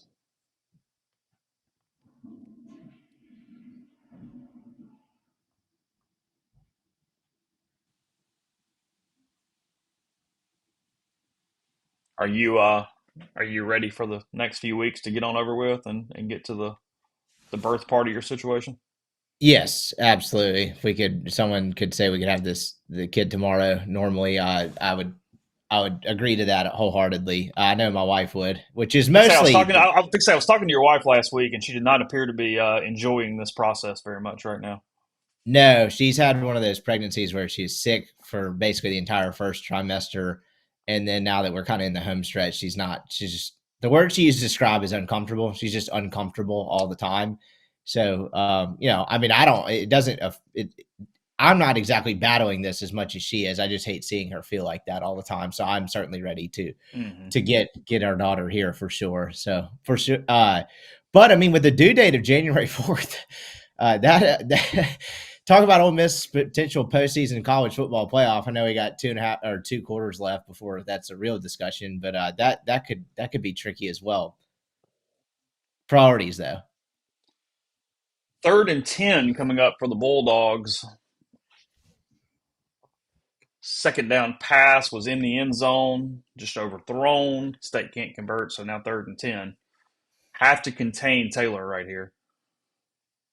And assuming Just, you get a stop, Ole Miss has to be aggressive coming out after this, yeah, right? With you've two or got three 154 timeouts. and Yeah. either two or three left.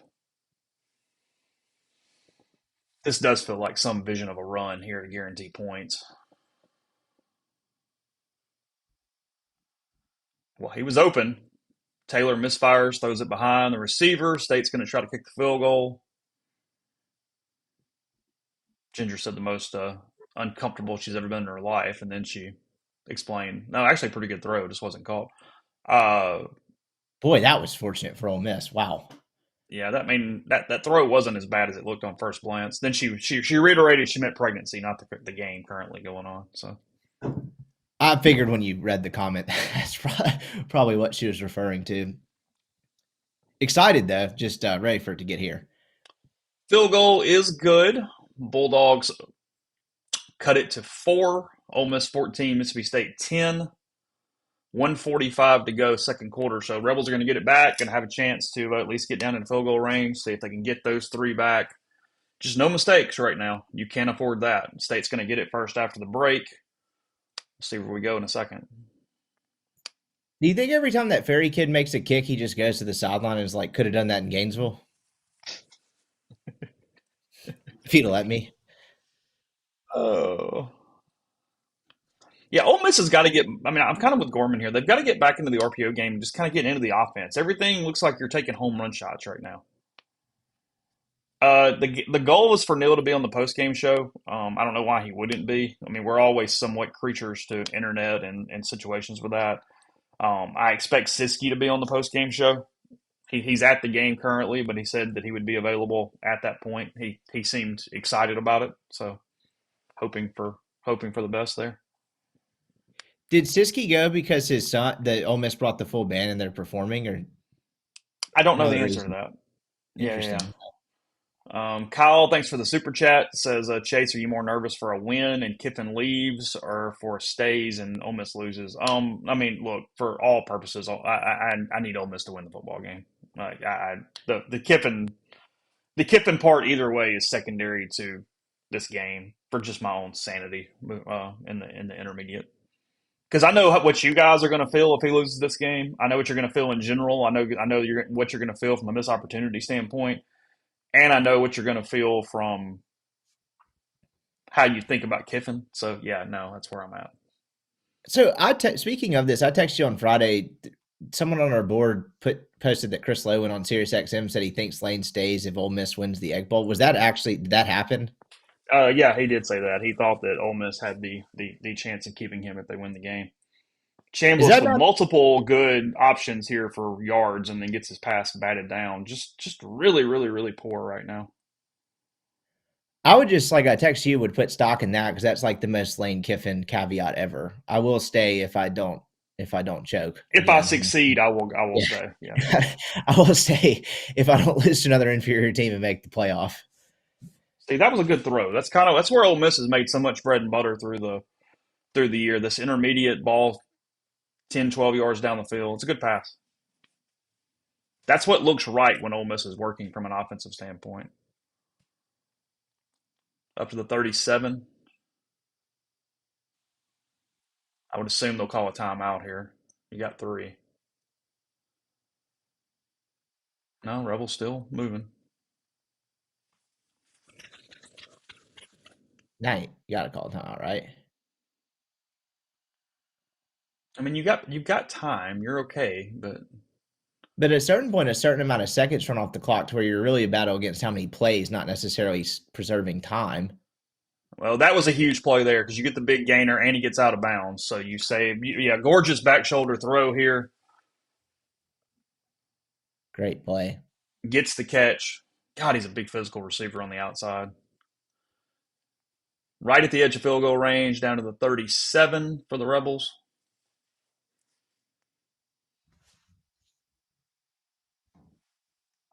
Now it's a timeout. You got 3. Oh, still no. Wow. I Okay. haven't seen the play. Okay. They did call it, but they ran off another 4 to 5 seconds after he called timeout. That timeout was called at 47, 48, Through something the like that. Kiffin years, and I'm not saying this is one of them, but entering this drive, it made me think of this. They're usually pretty good clock management. There haven't been many times through the years that I can think of where they've had drives where you're like, what are they doing from a time management standpoint? He's usually pretty good about it. Not that this has been horrible. It just was something I thought of entering this drive. Ryan asked him, "What do we think of Joe Judge as a college offensive coordinator?" I really don't know. I don't know. I like him as an interim coach if it's necessary because of his organizational skills. I think that is exceptional as an option. But beyond that, I just don't have a lot of. I don't have a lot of opinion either way. He just hasn't done it.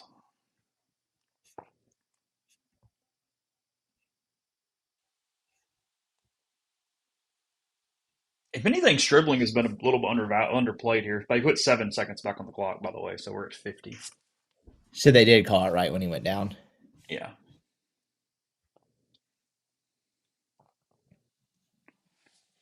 Chambliss running for the first down, gets it down to the 26 with 43 seconds to go. They will start the clock on the first down marker.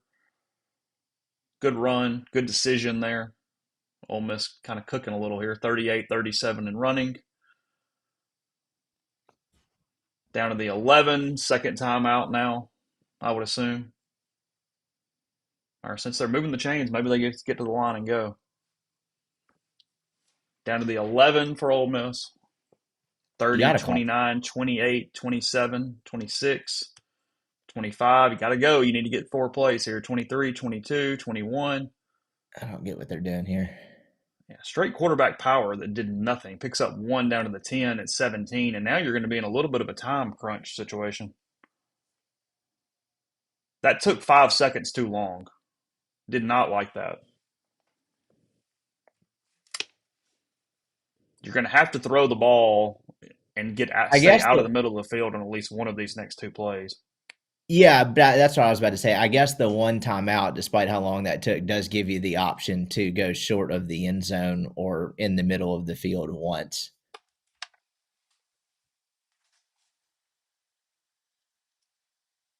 The quarterback power just has not been or quarterback lead, I guess, has not been a very good play.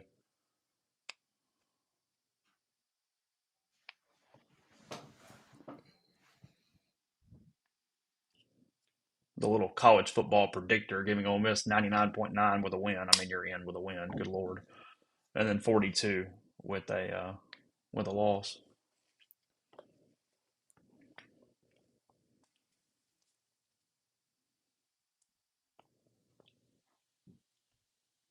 A little Denson cameo there in the background, it looked like. Dijon Stribling, if he got a foot down, that is a touchdown, Rebels. I kind of like to see it again, but it looked like he got in.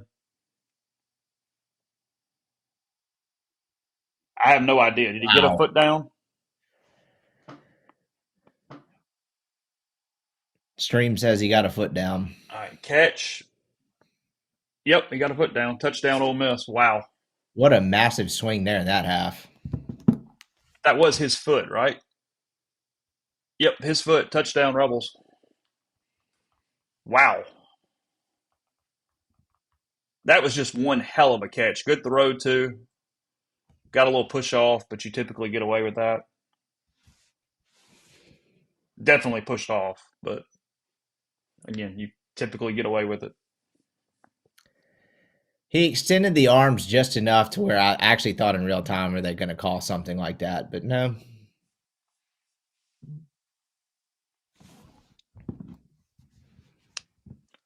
Lucas Cornero for the extra point. It is snapped, held up, and good right down the middle. Ole Miss 21-10 over the Bulldogs. 12 seconds left in the first half, and one hell of an answer there for Ole Miss. That was huge in every way. Perfect clock management. I was a little wrong there on that. Good play call. And then Chambliss, I thought really kind of got back comfortable. That first conversion across the middle for the 10 or 11 yarder right there around the 40, 45 yard line set them up. A couple black shoulder plays, and then the touchdown. Huge drive for the Rebels. 11-point lead. The Bulldogs do get it after the break, but you've got a chance to get a stop, get the ball back, and really put the screws on state as we get into the second half a little bit here. And even if they score, you have more than a field goal lead. So rectifies it a little bit. It's going to, assuming something crazy, will be halftime in a moment. Look at a little first half stat action touchback for the Bulldogs. I'm definitely assuming they will just go to the break. 310 total yards for Ole Miss in the first half. 239 for State at this moment. Trinidad Chambliss 17 of 25, 212, two touchdowns. Camario Taylor 5 of 11 for 83 yards on in through the air. Sorry, he also is their leader on the ground. 8 for 85, has a long of 39. Kewan Lacey 14 carries, 74 yards, one touchdown, 31-yard long, which was a score for Lacey as well. Trey Wallace, 4 for 72. Caden Lee showing up big, 4 for 53 in the first half. Winnie Watkins, 3 for 31. Stribling, 2 for 31. And then on down the line, Ole Miss, 3 for 8 on third down, the one conversion on fourth down. Ole Miss, one penalty, 5 yards. Mississippi State, three penalties, 32 yards there at this point. So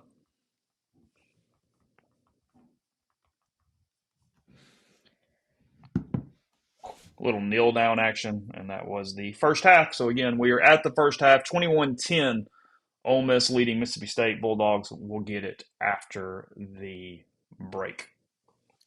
Think about the swing there. That had a chance to be 14-14 and a half with State getting it the football in the second half, and now they're going to get the ball and they cannot tie the game no matter what they do coming out or take the lead. And still even be a more than a field goal up too. I mean, State's going to Yeah, require two absolutely. touchdowns now to catch you.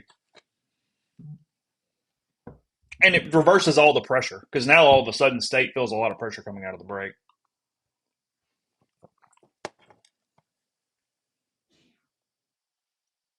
Somebody tell me what's Lane talking about during this?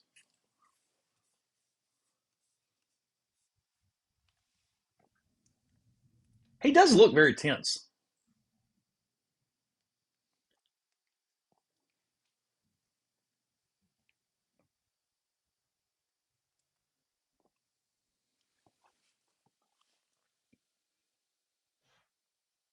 What's with the hand motion? Somebody help me. What's Lane talking about?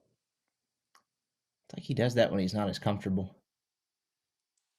Oh, he's mad at State, complaining about sideline clearing bench.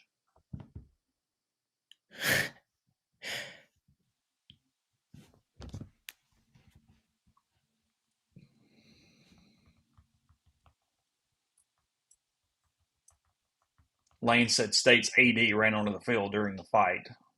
That he's never seen anything like that. Said his team is trying to play clean football and isn't trying to fight. I guess Keith didn't come out onto the field during the. It's one thing Lane Kiffin has done. Like, look, whether Lane Kiffin is Ole Miss's coach in 48 hours or he's LSU's, he has grown very much a hatred of Mississippi State. He hates Oh, this game. yeah. It might have something to do with the other guy on the sideline, but yes, he absolutely has. I mean, you remember the one in 2023? Was it 23 or I guess it 21? They had a touchdown to seal the game, and he was like doing the "it's over" It's thing. Was over. that Yeah, yeah, 21? yeah. I think maybe. Yeah, he definitely does not. I think it's as simple as he doesn't like the noise of the bells, and that really really irks him throughout the game. You know, Lane's a little spacey at times, to put it generally. I'm not sure he loves the noise. I mean, this is a good point. I mean, Sports 12143 said that was the most Lane is staying face I've seen this week. I mean, I don't know about staying, but that is the biggest he's defended his team and his university for sure. Yeah, I don't think Keith came on the field. Pretty sure.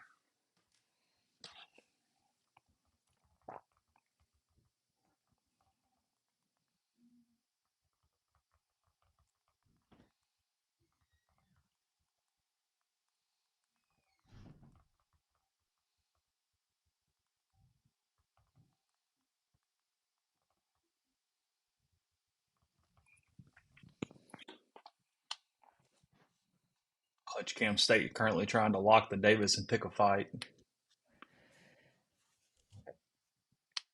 Super chat, appreciate you. Austin, as always, we abandoned the run in the second quarter. Yeah, got away from that. Let me look it up real quick. Yeah, whatever Lane is doing, he wants to win this football game in every way. I mean, that I don't, I won't even consider a thought of he doesn't care today. He cares a lot. First quarter, Ole Miss ran it 13 times for 74 yards. This quarter, Ole Miss, or second quarter, Ole Miss ran it 7 times for 24 yards.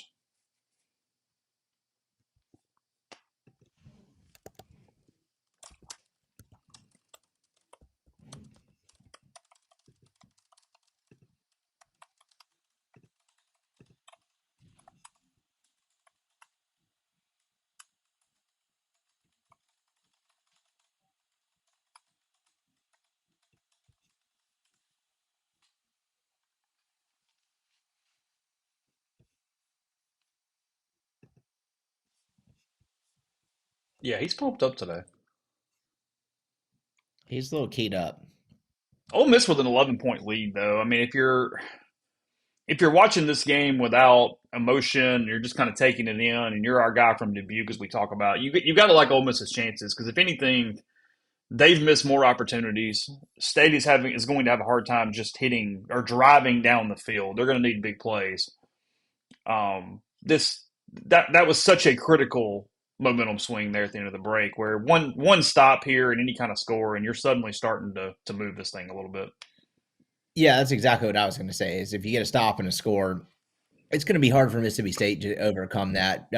Really on both sides, right? I mean, they've showed the inability to protect their quarterback, and then they haven't gotten stops without the other team's help. And Ole Miss certainly helped them in the first half. But yeah, your note about them Lane wanting to win this game, I don't understand the argument otherwise. The way he set himself up throughout this week, he would get eviscerated if he lost this game. Like I don't see any In other every option. way imaginable. I mean, just Yeah, you know, he almost made it to where he has to win this game. Whereas if all this other talk was, let's just say the LSU and Florida jobs had not opened and Lane wasn't a candidate or whatever, there was no distractions. I think there's a world where he doesn't have to win this game. Like they would have liked to, but if he's the coach at Ole Miss and they're 10-2 and they could still get in the playoff at 10-2, but the way things have shaken out and the way he set this up, they literally like have to win this game. Or he yeah. I has mean, to win this game. I don't. I think they have to win to get in. I don't. I think this is win, and you get a home game, even if you end up like the 8 seed. Lose, and you're out. I Well, I mean, agree. barring some certain results. I mean, the one thing here I will say. I'm sorry for the noise, people. I'm just getting a snack when we're talking. It's halftime. Is other teams have to win too. I mean, because if you're Ole Miss and I mean, again, just win the game. But in a world, hypothetically, as we're having this conversation, you lose. Tennessee beating Vanderbilt knocks them out. You know what I mean? Like, Yeah. there are other results that would impact you where you're still are in decent shape one way or the other. So if Ole Miss holds and is able to do this, and again, a big if, I'm not necessarily putting like the cart before the horse, but just for the sake of the discussion, I know we've had this whole thing, like the whole narrative, like Ole Miss doesn't want to go to Atlanta, but I'm curious if they were to win this game and they're 11-1 and they're in the playoff regardless, would you not really want to be in Atlanta just for the sheer fact? I mean, you talk about why would Kiffin leave? It's because he doesn't think he can do certain things at Ole Miss as consistently as he can do at LSU. So would it not be like another checked box for them to get to Atlanta and play in the SEC championship game? That was always the big knock against the program when they had divisions. They never won the West. They never got to Atlanta. Would that not be in another important box to check off? I know it I doesn't would like say matter as far as their playoff chances, but just from a discussion standpoint. Oh, it's a huge important box for the program. There's no doubt about that. The problem is you just need Lane to say he's staying long term, if you will, with that being the case. The worry you had with that was not playing the game necessarily. It's that you don't need Lane extending the decision 7 days because you're playing the game. That's Yeah, the problem. You don't need him to fight to go do that and then leave in 7 days. I don't understand the logic of saying, yes, I'm going to leave a playoff team. I'm going to leave a team that made the SEC title game to go to a place where I can make the SEC title game more consistently. That doesn't make any sense to me. Well, and Also, again, how do you go to the press conference and sell that? Like you people just may be the highest paid coach in college football. I've never coached in a playoff game. I only made it once, but I quit before we ever got to the game. But I'm here to win championships. How do you actually sell that? Well, and again, I understand and so, like how you can in your head talk about like the arguments for this or that, but at the same time, even you've won 50 games over 5 years. You have shown the ability to do it consistently. I mean, Right. that's exactly what you've done is do it consistently in every So way. I don't understand how you'd go to your press conference at your next job and I'm now the highest paid coach without ever coaching in a playoff game, but I'm here to win championships. But despite the fact big asterisk, I quit on a chance to win a championship. That's the part I don't understand. Like, I know where all the tea leaves like lean and all that. I'm just gonna have to like hear him say that in some statement in some form or another before I actually like fully believe it. That seems to me just to be like the antithesis of competition. Like, what is the point of playing the games and being in the sport? Well, and which has always been Ole Miss's best motive, or not best motive, but like best possibilities, because it was just, hey, just keep winning. Like when you Right. win, you complicate this thing. So the more Yes, you'll win, the more it'll be this or that or whatever. And which gets into yeah, like the whole point of like what is this sport and like what are we doing? Like, did you see Brett McMurphy? It was like talk to an odds maker. They would like deduct or drop whatever you want to call it 4 points from Ole Miss if Kiffin were to leave. It's like, well, then well, why are we Brett is playing then? 100% engagement farming at this point Who does he work for again? on three. Okay, just curious. I Yeah, agree. I but just like what are we Brett is doing here? 100% engagement farming. He's kind of anti Ole Miss. Like there's a lot of factors with this thing with Brett that just don't make any sense in the world. Like, But it's not just him. Ole Miss got dropped this week, and I don't really like to get into like the discussion of like dropping a spot in the rankings. But in Ole Miss's case, it did seem to matter. And if there were not the Lane Kiffin storyline entering this week of the college football playoff rankings, by this week I mean like last week leading up, would Ole Miss have dropped in your opinion? yes, I actually don't think the drop so far had anything to do with Lane. I think that Okay. was um I think that was just because of the way the metrics are. Now I find the metrics stupid because it's game control related. But I do think that's what's going on. 1 second, Drew. I see you sent a Venmo. Let me get to you real quick. Thank you. Thanks to all of you who decide to do that. I do appreciate it. I guess I give them credit for security purposes. They log you out a lot very quickly. Drew, seems like a lot of the eyes are watching this game today. Maybe the rivalry will finally get the respect it deserves, especially after the brawl. Love the show, guys. Well, I mean, I appreciate the Venmo, appreciate you, period. I actually have a different thought, though, with that, which is, oh, yeah, hi, Peanut Butter. You did hear the cat a second ago. That was Peanut Butter. I was letting him in. Um, this game needs to just be about a game. Like for so long, it was all the other crap, and it was this thing you do on Thanksgiving and the big sideshow and the whatever. And I actually like that this thing has calmed down to some degree. And even if there's fights or something, that's fine, but not in that realm. I don't think the other side likes it. Neil reporting that John Sumrall has now told Auburn no. By the way, which means Florida, barring really quick movement on Ole Miss's part, should that be necessary. Neil's just dropping bombs from the Davis Wade press box on other jobs. I Good for mean, him. it's what it looks like. We're just kind of hanging out here.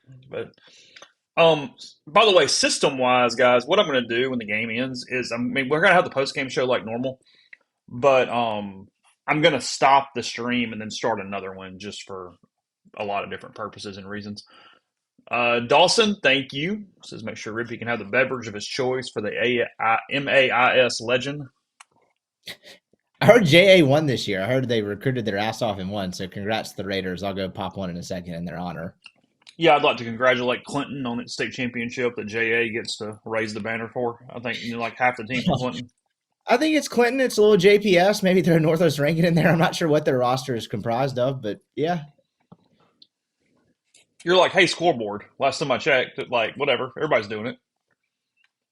Yeah, exactly. That again, Because like, look, I don't have a dog in the hunt, but I I in don't that cut. actually either. I just like to make the joke online, but like apparently everybody does it now. But that was not really a thing when I was in high school, which is a long time ago now. But that was not everyone's recruiting for football. That did not But start like, happening wasn't like that. didn't Hartfield do that too?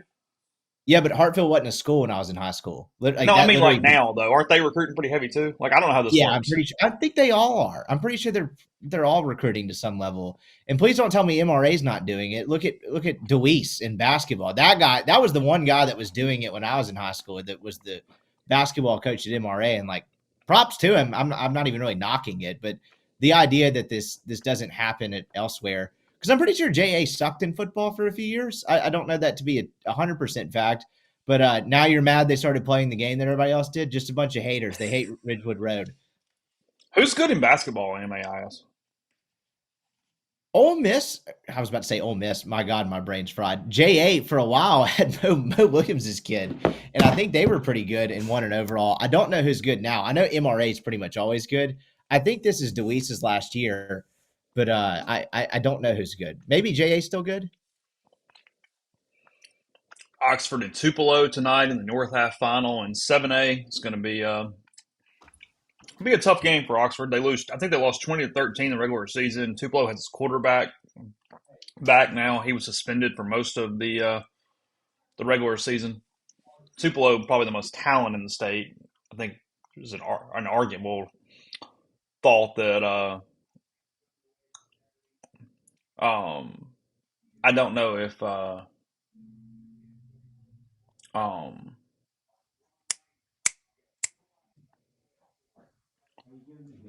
there's a good chance Chris is probably the best coach in the state. I would think, or at least in 7A, from an Oxford standpoint. So yeah, tonight Lane's supposed to be leaving, going straight to Tupelo for that.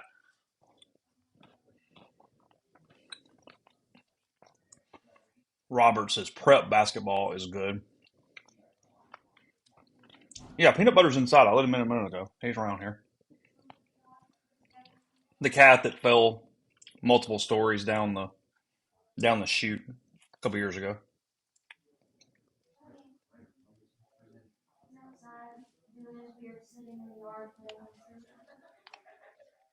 Rippy left just to show off that awesome painting he's got, or print there behind the with all the old mascots from the SEC.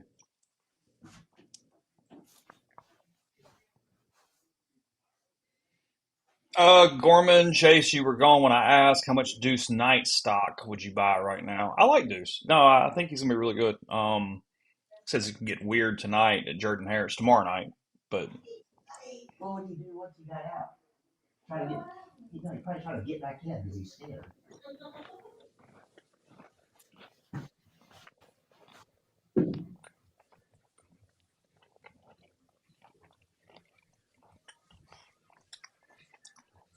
I mean I'm rooting for chaos tomorrow night.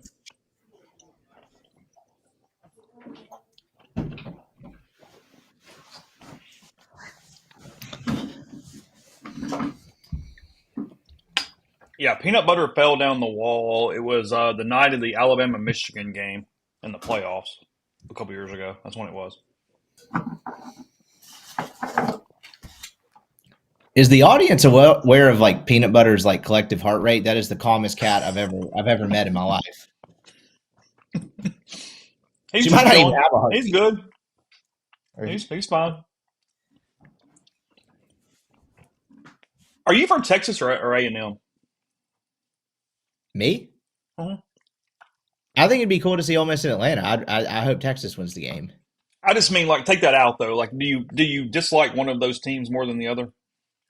Oh, not really. I think it's hilarious that two of like the richest schools in the country try to decide who's poor.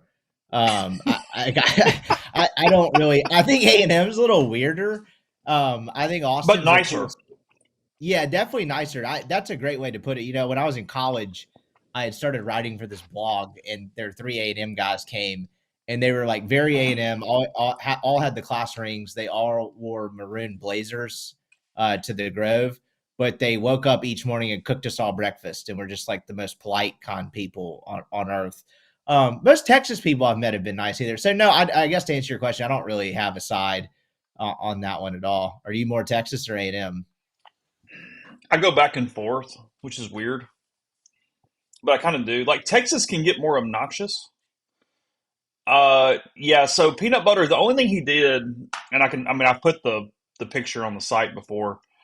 He, as he was falling, he must have hit his nose on the wall, like on the interior brick, as he fell the 2 stories, because um he had a scratch like right on the end of his nose, but that was it. No, otherwise he was fine. He was just like walking around down there, like waiting on us, like meowing for somebody to get him out of the wall.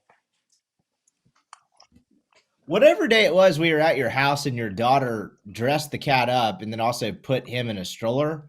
It was Is it? Thanksgiving 2 years ago. Yeah, I was like, "Are we sure this is a cat?" I mean, that could not have been happier or more calm just to be dressed up in whatever it was in a stroller. That made me laugh very hard. Matt, I can't root for a team that sings about sawing another team's mascot's horns off. It's a fair point. Hey, I didn't say they weren't weird. They're nice, but weird. I'm sure you have plenty of nice people in your life that are in a cult.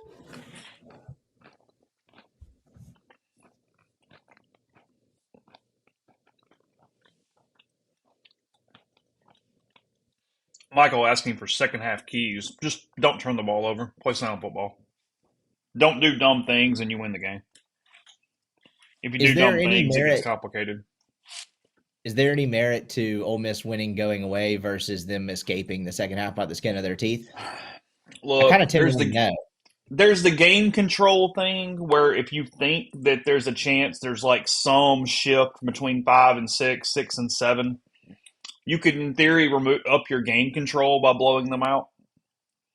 So I guess yes, but just win. Like the spoils, if you will, all come with just simply a win, whatever that looks like. On the That's it. counter side of that, if you do win going away, the stadium starts to empty, and the last few minutes of the fourth quarter is just a big Ole Miss fest where it plays on the emotions of this whole thing and this whole sport, where there's a gazillion Ole Miss Well, fans in the now you stands. might be cooking. I mean, Yeah, now you see, might be cooking. just setting that scene. It's certainly possible. I don't know how much that actually matters, but if you're talking about Lane Kiffin getting emotional and that swaying his decision at all, it would be Ole Miss is up 40 something to 10 or 40 something to 20 at in the fourth quarter, and they're all falling out, and there's the gajillion Ole Miss fans that made the trip. That would be quite the scene. Yeah, you people in the stream. Yeah, I don't do the 6 7 thing. It makes me irrationally angry for some reason. I'm complete curmudgeon. I asked one question about that to two interns that work for me that are in college, and the look they gave me basically made me never ask again. That you just were old and didn't understand it. Yeah, that was definitely the Okay. look. That was a very nice way to describe it. Second half starting. State gets it first. Egg Bowl presented by Facebook, apparently.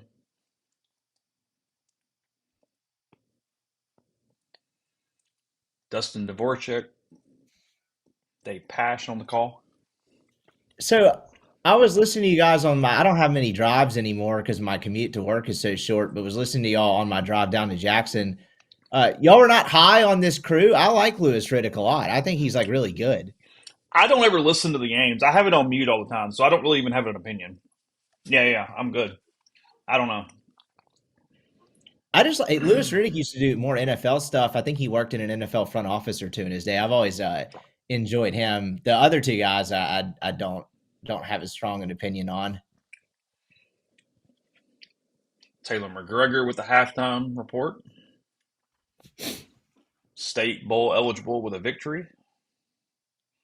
Yeah, I didn't really forget to take the normal halftime break. I just decided not to do it. I mean, I still went and got pie and filled up my drink and took a second, but no, I'm good. I would have taken it had I been by myself.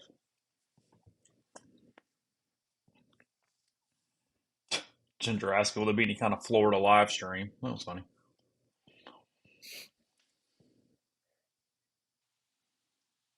I would like to do a podcast just reading all the tweets I bookmarked.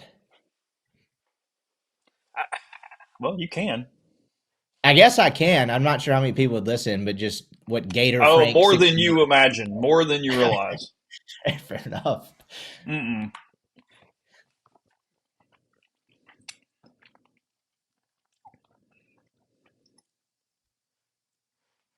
Good Play about Perkins. Andrew Jones getting the start next to TJ Daugherty at linebacker. Makes the play there on second down. Real quick, 3rd and 4. So fast, big play here for the Bulldogs and the Rebels. Ole Miss showing a really weak front, which I don't love with the setup to run the ball right here, even though they're split out wide.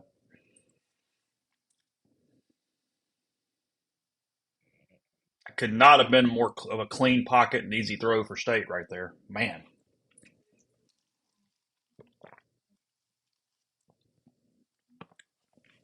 Is Florida still tracking planes, trying to figure out Kiffin's location? What are we doing? Are we still doing the plane deal?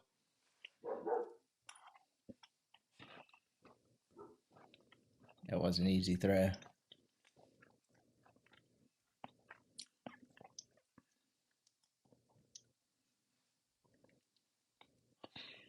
I'm eating pecan pie right now. Chocolate's my favorite, but this was the easiest to get to at the moment, so I'm eating a piece of pecan pie.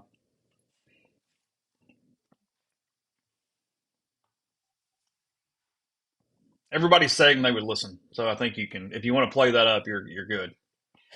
Okay. I might make it a segment of my Sunday show with Weldon. I may tell him to go grab a sandwich and something to drink, and I'm just going to spend 20 minutes reading the tweets. We'll get back to the regularly scheduled programming. That would be kind of funny. I, for one, am just stunned that Florida Frank 69 did not actually know where Lane Kiffin was going. That I thought he had it nailed. All the sources. I mean, that's what they said. All the sources. So it's Well, whatever. 3rd and 1 here for the Bulldogs after already converting one on the previous play. Pretty soft cushion. You could throw a little slant, I think. Instead, they hand it off, and my God, at a gaping hole down to the 43-yard line. Well, the whole thing's just a collective litmus test for like people's IQ. Like, there's a radio show that appeared to be like somewhat affiliated with ESPN Jacksonville, and it's two middle-aged guys in Florida hoodies going, "Yeah, from what I hear, and he's coming," and they've already met with the guy. And it's like, who watches this and says, "Okay, these guys definitely talk to important people." Oh, I It saw boggles my that. mind. Yeah. I saw that. That's right. He's coming. He's coming to fix this. And from the people we talked to, and from what I understand, they've already sat down with the dude. I'm like, okay, well, you just outed yourself. Like, I don't understand who watches that and was like, yep, convinced. The word I keep coming back to is slippery. This kid is so slippery.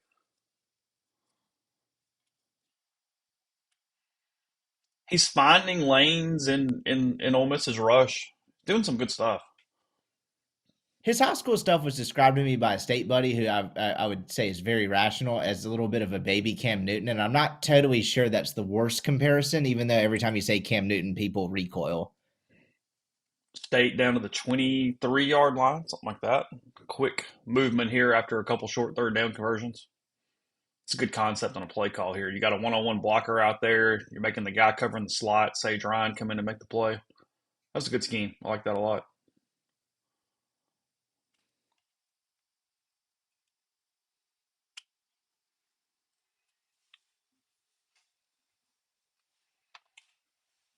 I'll catch up on the Venmos here in a second after the series.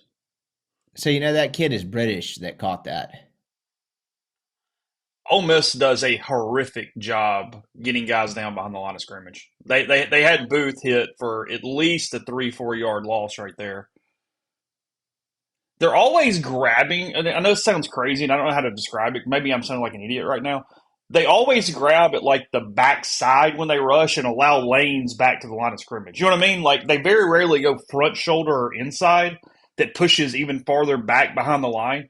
Everything seems to push back forward toward the line of scrimmage. A lot of falling forward, too. Yes.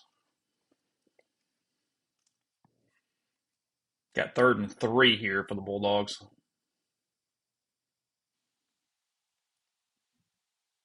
Someone's arguing with me. No, State's tight end is British. He's not French. Same thing, right? Kidding. Well, Are they going to go Revolutionary right War. here? Do you go? What do you do? They're going. 4th and 3, big play. Hell, I'm still on 3rd and 3. I know they decided to kick the field goal. Taylor not happy about it. It's the You right can't call. go for Give it that. an You 8. got to kick it. What happened on the 3rd down? I just tried to refresh to make my stream faster. A little bit of a bad throw and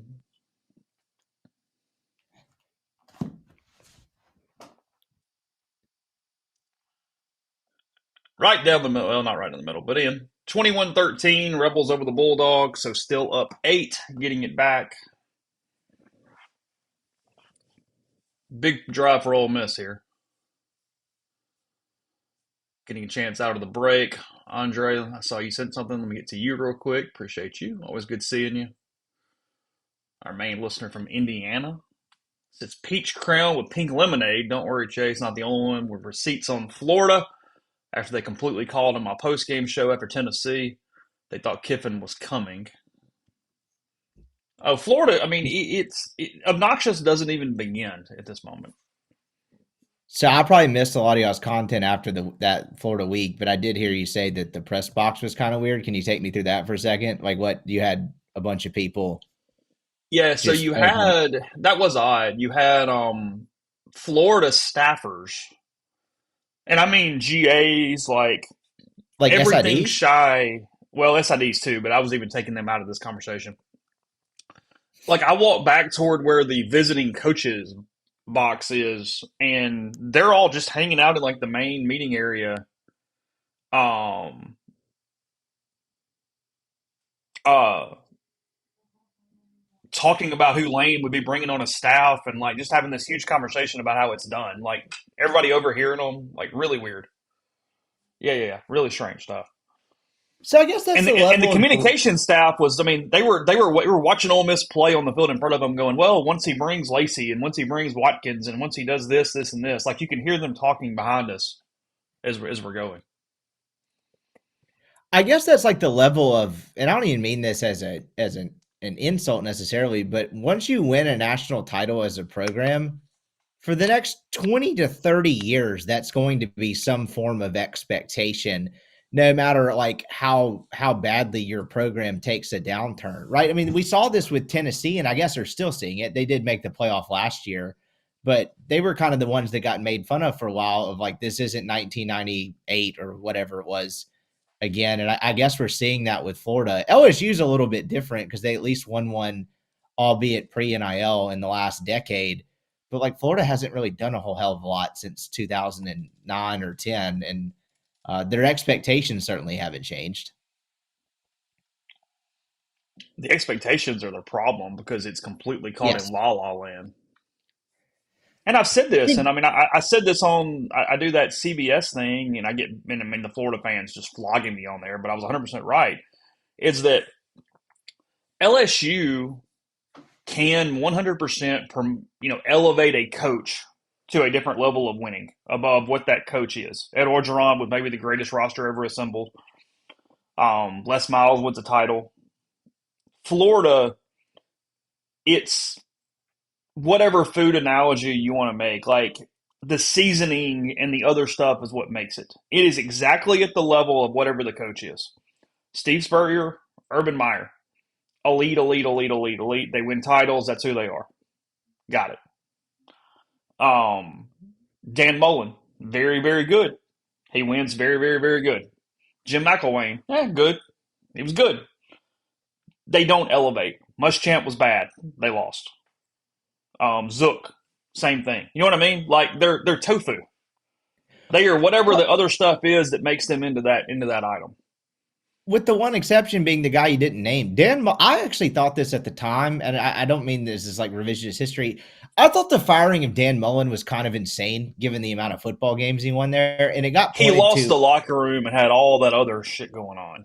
Is why. Well, and also they're like he doesn't recruit, and like this is not even hindsight because they fired him right when we entered the NIL era and portal. Would Lane and would Dan Mullen not kill it in the portal era where you don't have like high school recruiting doesn't matter as much? It's just talent eval and development I once you do get think he'd them. be very good. By the way, Keelan Lacey slipping down a little there at the end. Big run though, right off the corner. Good one cut. Lacey a great one cut back. Could have. I mean, it was the right no call, but you could have gotten for a late horse collar right there on the end. I've seen dumber calls. someone in the stream reminded me to ask you this. What's up with this Coors Company Man joke? What we sponsored by Coors? How did I miss that memo? Yeah, I don't know. Neil is. He's got Coors as a backer right now. Like actually, Yeah, no, seriously. Yeah, 100%. good for him. Coors Kind of Banquet. kind of jealous. Yeah, but you got the light or the banquet in front of you. What are you doing? Well, I've got the light, but I do enjoy a banquet. But my first question is, what does Neil have that I don't have? I didn't get that. Because look, here's the truth. Like he just dropped it. Wallace just dropped it on what would have been a huge gainer on second down. I don't know what the flag is though. What's the flag? It was right through his hands. It's holding on state, so still going to be a first down.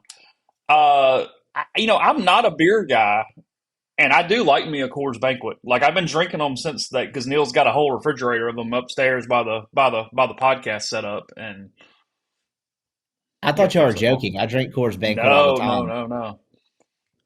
Well, that's where I Got to was eat. going. I mean, you have a really good point here because I mean, I've been out with you a pretty good bit, and Coors is your number one grab normally. Yeah, but I'm about to have to divorce them. I'm about to email Rolling Rock immediately. Like, let's get something on the content schedule. Oh, Rolling Rock. Yeah, I've had Rolling Rock before. We talked about this. For their cheaper one, I do like it. It's I would say secondary to Coors, but I do like a Rolling Rock every now and again. That was a beer for me in college to some extent. It's cheap and it tastes good. I mean, what's not to like? Exactly. What Mark was that asking flag? why Dan Mullen's not on a hot board. Just because Ole Miss is not hiring Dan Mullen, so I avoided the chaos that would come with that on the hot board. Do you think he means the hot board or y'all's hot board or a hot board? I don't see his name in as many jobs as I would figure. He's a good football coach. Is that a hold on Ole Miss?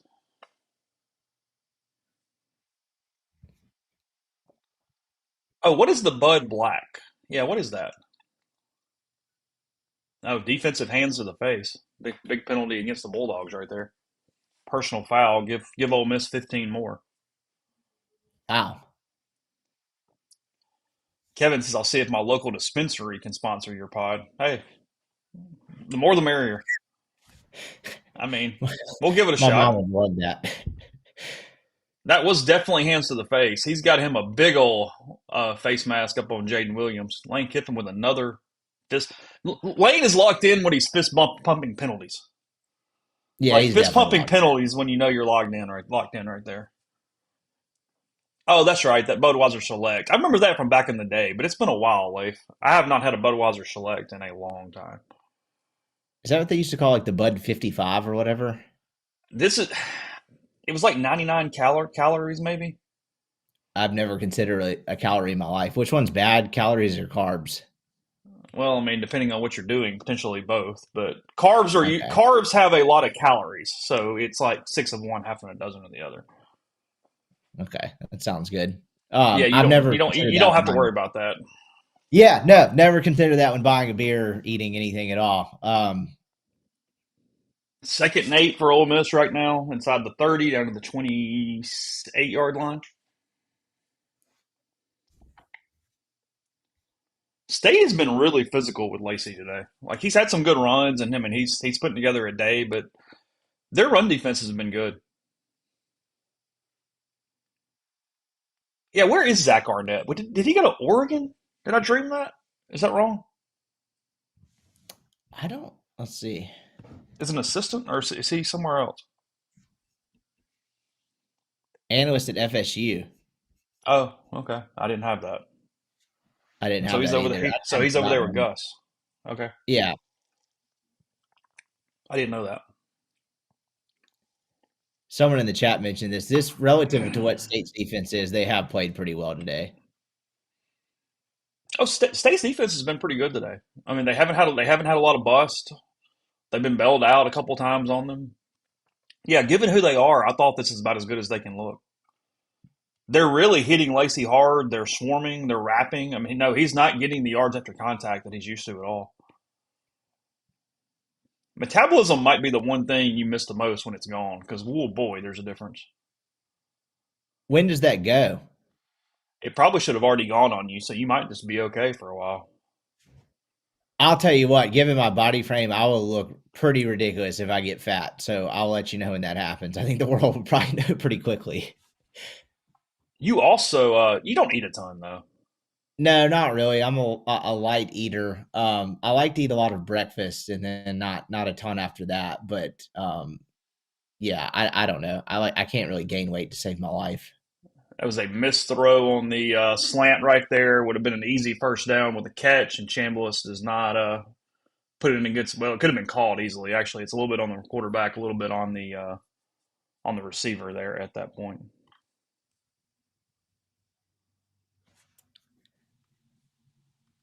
That's a first down for yeah. That's a first down if he gets it. Oh, it definitely would have been a first down. Yeah. Instead, Lucas Carnero lining up the field goal from 43 yards. It is up and it is good. Just slides it inside the right upright. Ole Miss converting, going back up 11, now 24-13. Both sides trading field goals here early third quarter. Lane putting his hands to his face because, yeah, you could have still been rolling right there. That's I don't think the stat sheet will give him a drop, but that is something he should catch. That's at least two, maybe three drops there for Trey Wallace. Interesting time for Carnero to stop finding the middle of the fairway and hugging the sides of the fairway into the into the rough. An Yeah, he interesting he, way he, he, he, to he he that. spiked the swing a little bit at the moment. Yeah, Not a great time for that. Let's go ahead and get one down not the a great middle. time for that at all. Uh, that's good analogy. What is like going on? Like the skins game or something? Like I keep seeing that pop up on one of my TVs. Like is that what's playing out? Pro golf wise, Mm-hmm. I've been so checked out on professional golf. I don't actually know what's going on. If it was the Sea Island event last week. You're right there. I don't know. You're right there with me.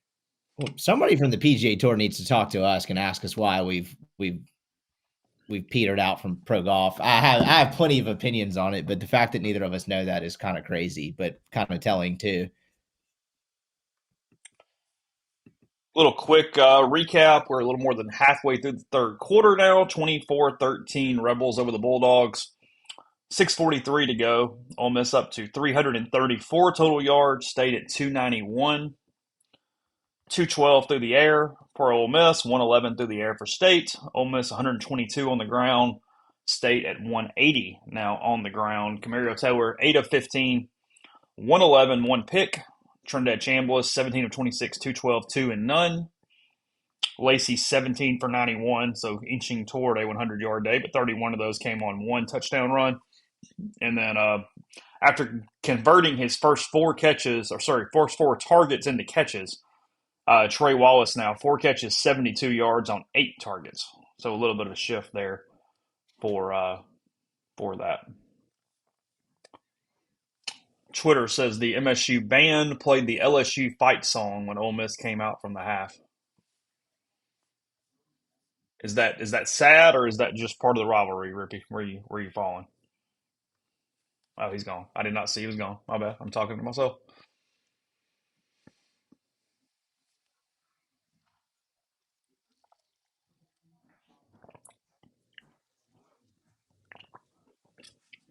By the way, Ryan, good to see you. I think you were the one that said that you got off late for a book. If you send me a DM or something and I'll hook you up, we'll make that happen. Appreciate you being here today.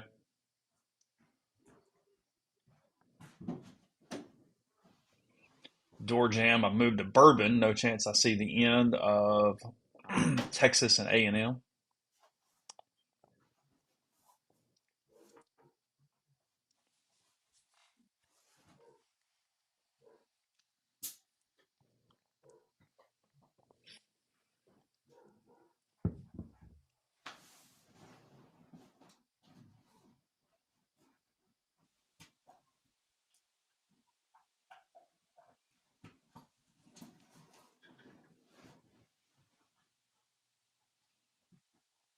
Yeah, what is the Ole Miss fan situation? Somebody kind of give me a little heads up there, because we haven't seen we haven't seen any full pictures, or at least I haven't been able to notice them. The crowd shots in passing have looked like a pretty large turnout. Okay. But to your point, we haven't seen like a full stadium one. I wonder if that was at the direction of media relations. I mean, I was expecting, I don't know, 8,000, 10 maybe. Not counting like where you go with some family members and you're sort of scattered through the stadium. So basically, we're resetting 9 minutes later here, coming out of the break. Almost finally gets Taylor down. Almost lost the ball, but holds on to it.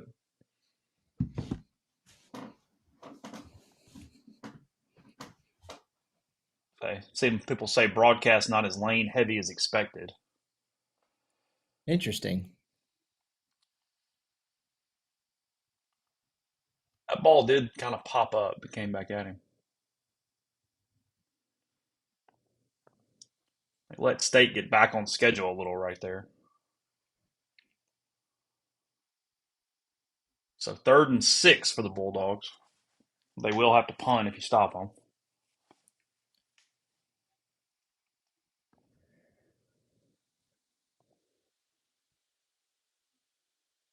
Yeah, if the broadcast is not overwhelming, I don't know that I have a ton of problem. I have an issue with debating which players might leave and some things like that, but God, they just let him completely slip through for the first down right there. Again, you can't get him on the ground. To your Under point, five and a half left. Go ahead. discussing the decision is discussing the storyline and the story of this game. It's not Arkansas 2022, and they're talking about like who might go and whatnot.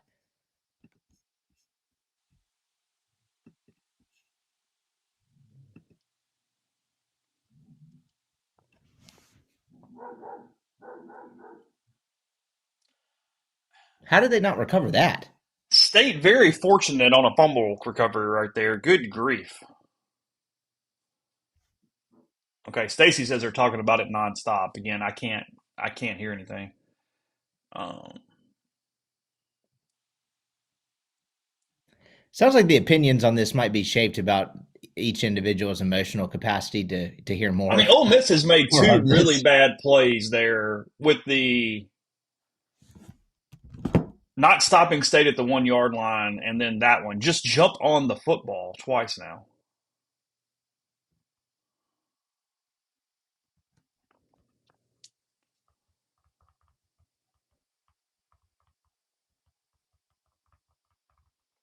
So how far is this 3rd down now for State?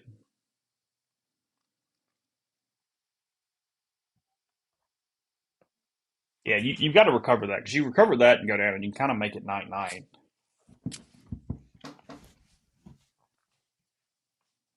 Little 10-ish right here.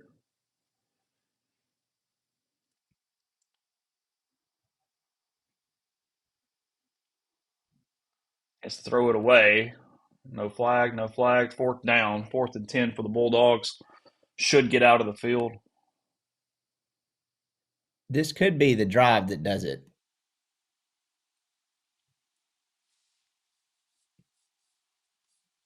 Saying it's picked up a little bit here recently,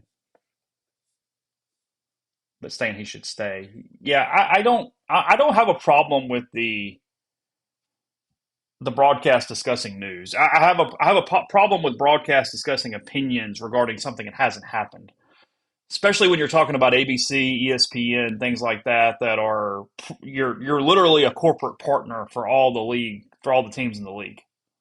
That's the issue. Yeah, how much a fan prefers they do or do not discuss this is more so a reflection of like how Lane has allowed this to become what it's become, more than a reflection on like the broadcast itself. Right. Big opportunity here for Ole Miss. You're up 11. You got the ball. Can go down and make this really complicated on the Bulldogs. Yeah, I was assuming that it was not as bad as the Arkansas game in 22, or we would have heard a lot more about it. That broadcast was bizarre and unprofessional by a lot of people that are pretty good broadcasters otherwise. 1:33. Been playing about 2.5 hours at this point. That's pretty good. Yeah, not bad. Neil can't complain about that one this week. I'll tell you what though, you know Um, what always I don't oh go ahead, sorry. let's say, Michael, thank you for the Venmo chat. Appreciate you very much. Just thanks for the coverage. Working on a holiday weekend. Neil, Chase, Brian, got a lot going on. It's good though. It's fine. Um, I am ready for it to be done. I mean, I've told a lot of people. My guess is that something's going to happen sometime between 1 and 4 o'clock on Sunday because I'm going to be completely occupied. So go ahead and put that on your calendar. That's when something will fall off the wagon. 1 o'clock Sunday, you said? Yeah, somewhere between 1 and 4 on Sunday. That'll be when it is.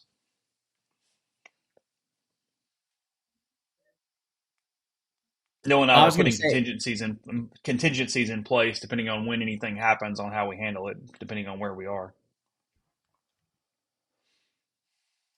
I covered 3 egg balls in Starkville. So it's probably a pretty nice feeling day with the sun out. I don't know what the temperature is exactly there in Starkville, but covering 3 egg balls there, I covered 2 that were pretty cold, and having the outdoor press box was not, as someone who doesn't like to be cold, I didn't really enjoy that. That was always a bummer to me. Oh, you can freeze to death in that outside press box there. And the fact they don't have an indoor option is just like, what year are we living in? I covered Texas high school football that had indoor press boxes everywhere. Like, what are we doing? I mean, Allen doesn't really count, right? Um, Yeah, I went to places that had barely won games. Grapevine had a 2-story indoor press box. It was nicer than like 4 SEC press boxes. Let's get some windows up in there. Florida's starting to eat it a little bit right here. I was pulled up the Florida message boards, canceled my membership, and I think everyone here should do the same. Insiders have gaslit us and have been clueless. The So bookmark starting tweets to was the half baked idea. The fully baked idea is reading the threads. I think we found it. just going That down, would be just endless just content. just go down the threads at this point. Oh, really? I'm like, Florida fans organizing a protest tomorrow outside Ben Hill Griffin Stadium for the firing of Scott Strickland. That's always was going to be what happened. If they didn't get Lane Kiffin, they were just going to blame Scott. I asked Graham Hall that the week of Florida, and I said, if he doesn't get him, how much of this is Scott Strickland's fault? And his answer was basically like, not that much his fault, but good luck telling that to people.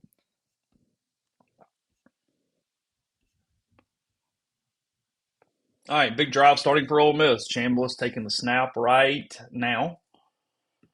Like another catchable ball that's dropped by Trey Wallace. It's now 4 catches and 9 targets, and he was wide open. If he throws it on a line, it's a touchdown if he catches it. Instead, he still should have been a 30-yard play. It's dropped. I don't think the state guy got a hand in there. Maybe he did, but either way, a pretty poorly. It's thrown behind him. It's actually a really poorly thrown ball. Looked like Wallace is a little upset with the back of the jersey tug. Yeah, that's not a drop by any means, but it is catchable. Oh, did they call it? Okay, never mind.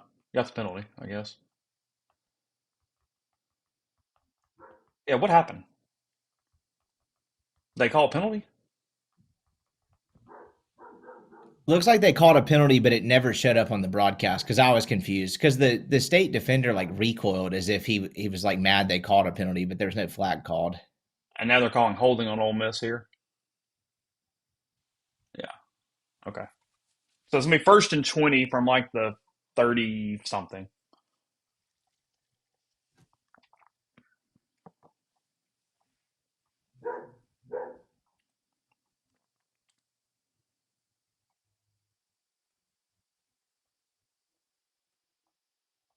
Huge penalty right there because Lacey had a cut, had a move. You were kind of getting downhill a little bit. It's a drive killing penalty for Ole Miss. All right, 1st and 20 from the 28. Or not 1st and 20, 1st and 15.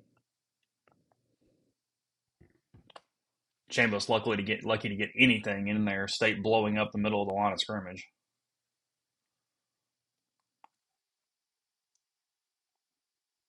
Why are the broadcasters melting down? Just because they're not actually following the action.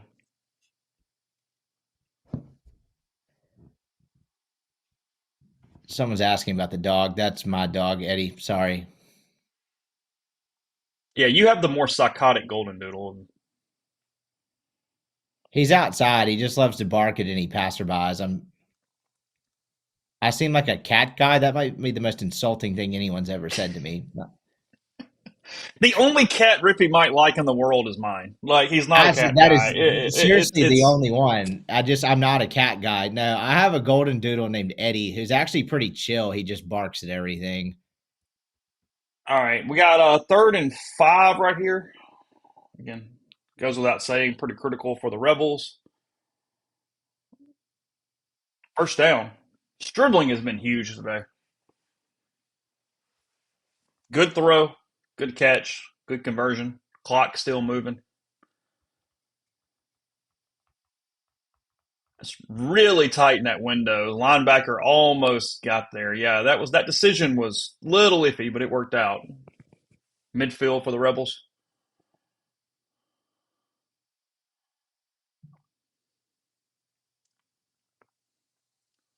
That's the second time Caden Lee's been basically suplexed on a tackle.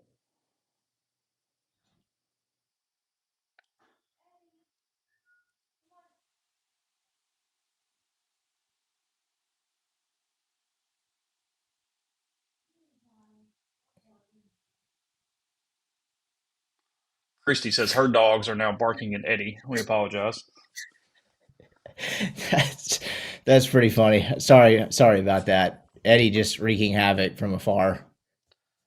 Ole Miss first down. Lacey getting the easy second and short conversion right there.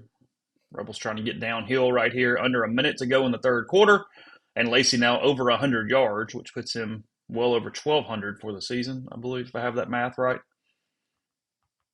Ole Miss in field goal range technically, but you'd like to get a good bit closer if you've got to do that. It's an important 3 points though. It puts you up to two full scores, barring any 2 point conversions or anything like that.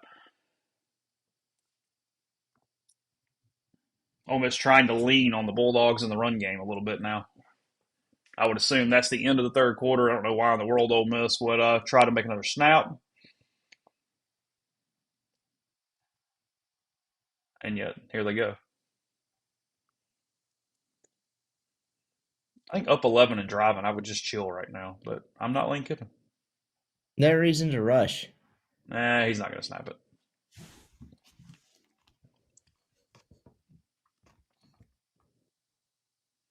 Into the third quarter, Rebels 24, Bulldogs 13. So they both just traded field goals there in that quarter. Ole Miss holding a double-digit lead going to the final 15. Looking at it quickly from a stats standpoint, where do I have those? I have those right here. Yeah, no, I mean Chambliss multiple drops. Well, that's completely not right. Stat Broadcast has Ole Miss with 0 drops in this game. That is not correct. We'll see what Pro Football Focus says tomorrow when I pull those numbers. Trinidad Chambliss 20 of 29, 242, 2 touchdowns, no interceptions, completing 69% of his passes currently. Kewan Lacey 20 for 109, 31-yard long, as we've been saying. He's averaging 5.5 a pop. Caden Lee now 6 of 71 on 7 targets. Had a really good game today. Harris, again, 9 targets overall, 4 catches, 72 yards, but that was 4 catches on the first 4 targets there on that. Strimling, 3 huge catches out of 4 targets, 3 for 43. Got the touchdown down the left sideline. Watkins, 3 for 31. He's been fairly quiet in the second half. Daquan Wright, only 2 for 4. Lacey, 1 for 15, but it was a big one. And Deuce Alexander, 1 for 6 on the only target. Camario Taylor, 9 of 17, 118 yards, 13 for 102 for him on the ground, 39-yard long, touchdown. Fluff has 15 for 75 for the Bulldogs. Total yards, Ole Miss 382, State 304. Ole Miss 242 through the air, 140 on the ground. State 118 and 186. Average yards per play, 6.5 to 6.1 on the side of the Rebels at this point. So huge You drive to try to convert and finish this thing off right here. State not really doing a ton offensively in the third quarter. It can't be an accident. What they had 156 on the ground with a couple minutes left in the second quarter and only 30 Mm-hmm. cents. That feels like that's played a big part. I don't know if that's a halftime adjustment thing, but Ole Miss has certainly done a better job there.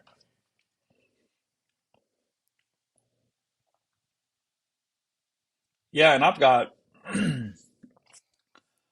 um like my Australian Shepherd. They're talking about the thing. Like, I mean, he's 14 now, and he was doing way worse a year ago than he is now. He's actually, I mean, who knows? But he's stabilized a little bit compared to where he was this time last year. So I have an update on this. I told my wife to get him out of the yard. He was actually outside. Um, he thinks it's his job to like guard our house, despite him looking like he was sewn up at a Build-A-Bear workshop. But she said, "Tell the stream sorry, he was guarding the yard from a lady walking by with a stroller." So that was the reason for the I barking. mean, you can't be too cautious. Who knows? I mean, that lady might have wanted to break in. What bothers me is and he doesn't speak English. Otherwise, I would get a response from him. But I ask him often, is like, even if you are guarding, what are you going to do, dude? You look like the most unserious animal I've ever seen in my life. What exactly are you going to do if someone does come in? It is You the tend to most say, ironic thing that makes me laugh every time is when a golden doodle growls, and you're "Oh like, yeah, come on, what are you he what are you doing? yeah he barks and growls," and I'm like, "What are you going to do, man? Look in a mirror. You think you guys No should be one's scared of you for intimidated. walking here?" Oh, do y'all have him like all cut, like all saloned up? Yeah, I mean, it's probably going to be bad streaming. I'll try to find a picture of him. I mean, he when I say he looks completely unserious. All right, 2nd and 5 for the Rebels after a 5-yard run by Lacey to start the fourth quarter. As we've been doing, I'll give you the snap count if they get a playoff here. Changing the play. Snap right now. Aiden Lee again. Really nice play fake there, I thought, for Chambliss. State was crashing down on the run. Chambliss pulls it, makes a good strike. It was a really good throw. It was a great play call, great design, great execution there for Ole Miss on the first play of the fourth quarter. Another first down, still rolling. Down to the 23-yard line. And Lacey met in the hole and driven back. Just hadn't been a lot of room in the run game. I mean, State really has. They have great. You know, it's worked because it's their only way to win because you can't let Lacey just run through you, and you hope Ole Miss just misses passes. But Ole Miss has missed so many opportunities down the field so far.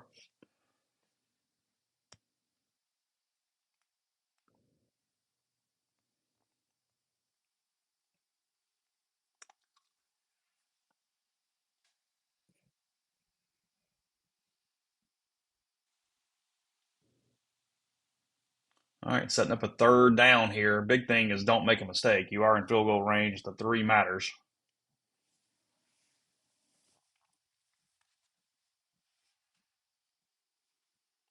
Need Canaro to get a little confidence too, because like you said, he's flirting with the edges. I would tell him to pretend the fairway's cut in half. Well, just have a one-way miss.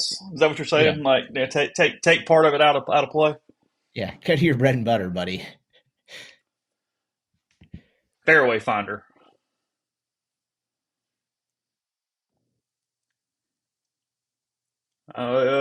Catch foot down. That's a score. Touchdown Rebels. It's him again. Dejan Stribling on third down. 23-yard touchdown catch for Stribling, his second of the day. Lane Kiffin giving the assist on the throw in for the basketball hoop. We got a catch. We got straight catch, 1 foot. Wow. Finish the play. Show me.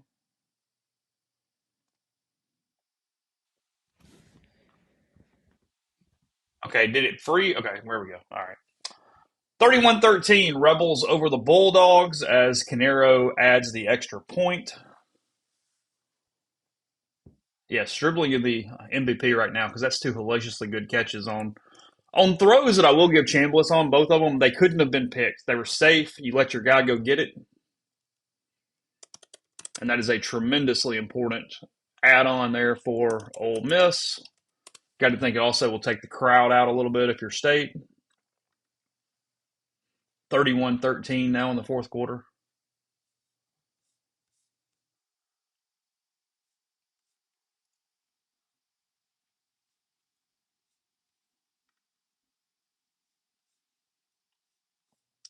Ole Miss really going after Brumfield right now, the defensive back for the Bulldogs.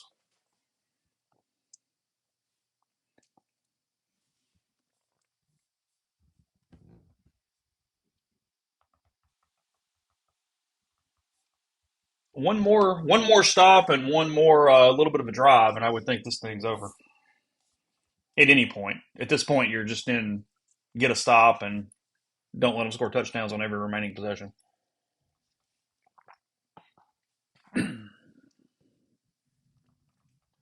It's an 18-point lead for the Rebels.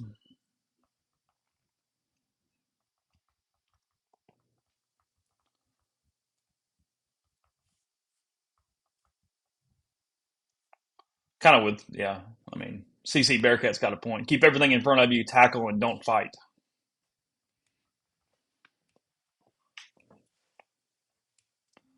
Carter needs to carry the contract and a pin to Kiffin walking off the field. Let his emotions take over. I think Keith's got a copy in his back pocket just in case. Hey, Lane, here.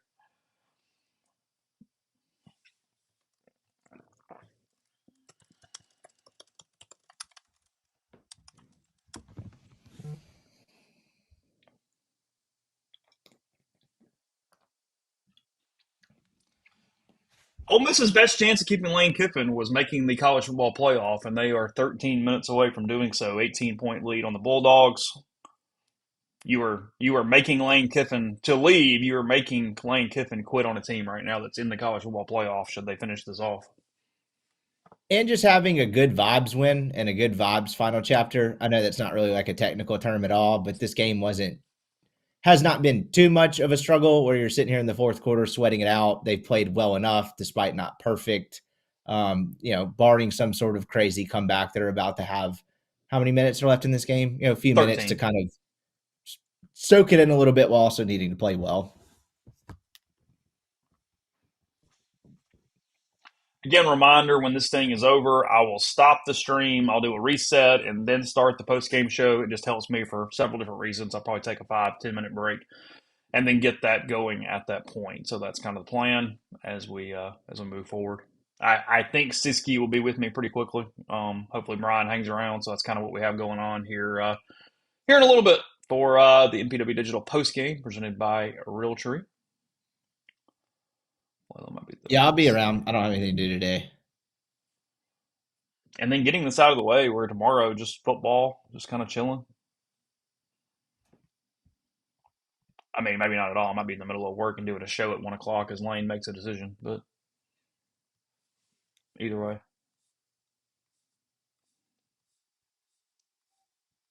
Back to the guard dog thing. I have no idea if people can see this on the stream, but like, what would give you the idea that this dog is protecting anyone from anything? Does that look fierce to you? What group of robbers would be like, shit, we got to turn back around? that's it. That We're was a we're dog screwed. barking back there in the yard. That thing is not protecting us from anything. So It's an alarm. yeah, that's It's an my wife's alarm. defense is that he is an alarm. State's press box, if it is heated, I'm unaware of it. It is cold It is as a not bug up heated. there when no, it's cold when it's cold. The 2017 Egg Bowl, and I would fully admit I'm kind of a wuss when it comes to cold weather. I would go up inside for a few minutes when they had a break in the game because I was that cold. I'd also spilled coffee all over David Murray and wasn't wanting to sit there that long, but it was mostly due to being cold.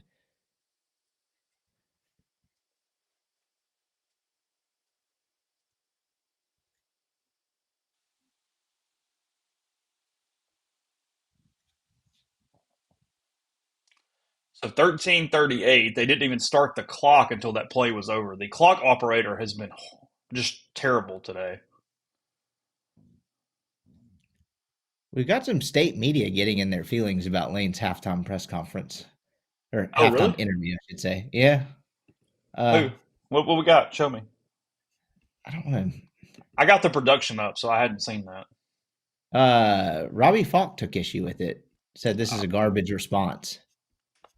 that was all. I mean, yeah, but are you unclear on where he stands on that? He clearly, he clearly didn't enjoy it.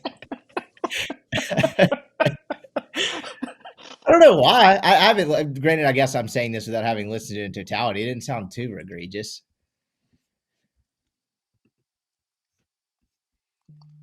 The 2017 Egg Bowl was Matt's first one. Yeah, Matt, the interim, the original dog pee game, it was very, very cold, but Ole Miss that's did win the right. game. 31-28. Is that right? Yeah, I think that's right.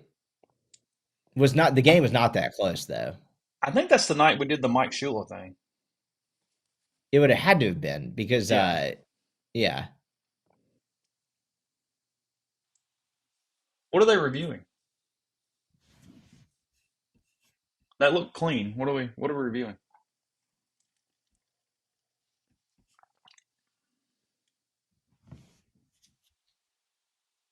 Oh, the fact that he might have been out of bounds.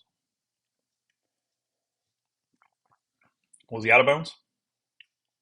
Someone said Aiden Williams sighting. I'd actually kind of forgotten he had gone to Mississippi State. I'd hope that kid did well. State's got two pretty good top end receivers though. Maybe he was just kind of the third guy again. Oh, he just caught that ball. I'm Yeah, he shows you. did. No volume's killing me. Is he in bounds? Oh, that's close. It was ruled to catch on the field, right? I think so. Okay.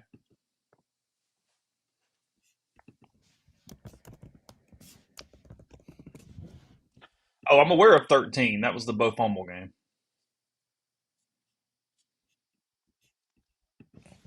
I watched a video of Mullen telling a story about Dak coming in that game. That was kind of interesting. Did you see that this week? No, they gave him the catch, by the way. Dan got kind of emotional telling that story about how screwed up Dak's shoulder was, and like there was basically like kind of miraculously it loosened up for the game. They're like he might get one play. I don't know if that was Dan like keying up the story, but it was interesting to hear in retrospect.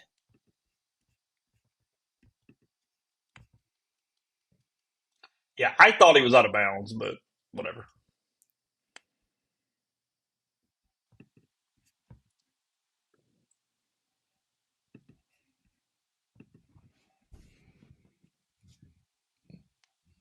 State gets the first down, so two now on this drive, up near midfield. About to be under 12 minutes left in the game.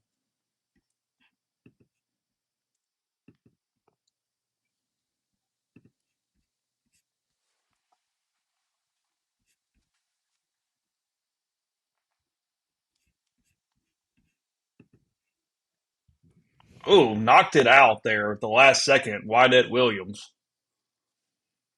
He was completely beat. Hell of a throw by Camario Taylor. Did everything right, but finishing the play there. Williams knocking it out. I thought that was a house call. I thought it was going to be six for the Bulldogs. Great play. He What gets is his hand in Antonio there. Kite's injury, by the way? He has a hamstring. Okay. Yes. Sorry, he has an injured hamstring. Everybody has two of them, but one of his is not 100%. Hell of a play. What Williams has been excellent for the Rebels.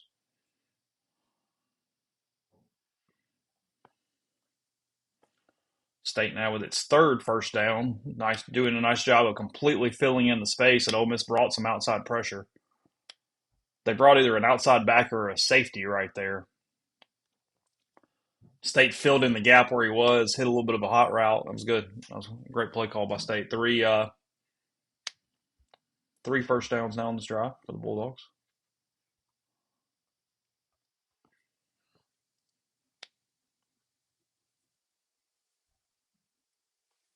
Yeah, blitzes have been ineffective. You're exactly right, Oxford Rebel. Ole Miss has done nothing from an increased pressure standpoint in this game.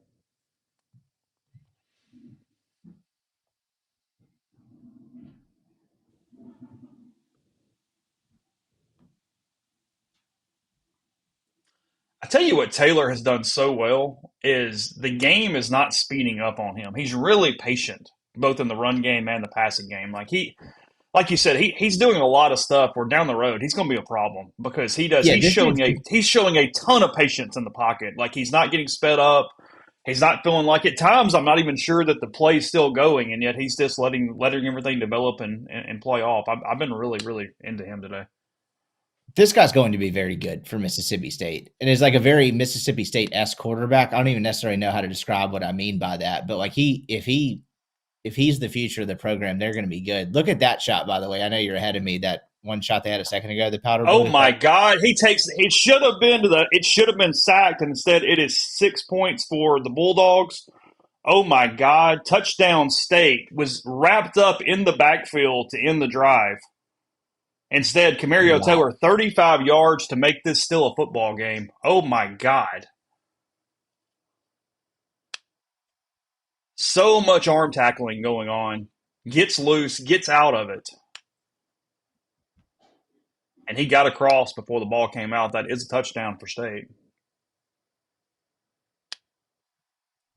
Kid's good. 10:40 to go. It's going to be a 10-point game or a 12-point game based off this play. They're going for two. That is not on me. No, I have not jinxed at all. Everything I have said has had a qualifier in it, and I've made sure not to say anything that does not have a qualifier in it. This is not my first rodeo. I'm well aware to not say anything is done before it is in relation to that. That is not on your boy. Everything has had a qualifier.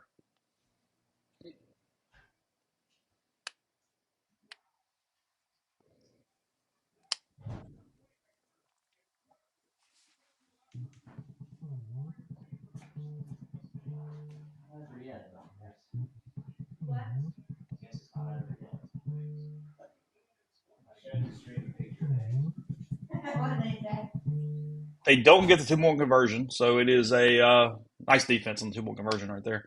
It's a 12-point game, 31-19 Ole Miss.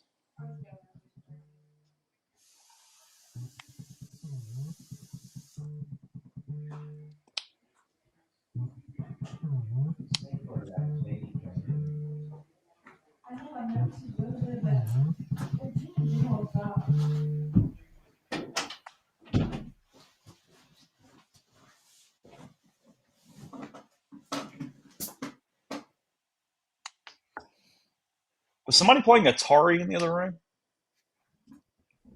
Atari? I don't know. There was like a weird pinball kind of sound going on. I don't know what's going on. No, my wife's got the game on in the other room, but no Atari. Eddie was drinking water. Uh, He continues to wreck the stream. Maybe that was it.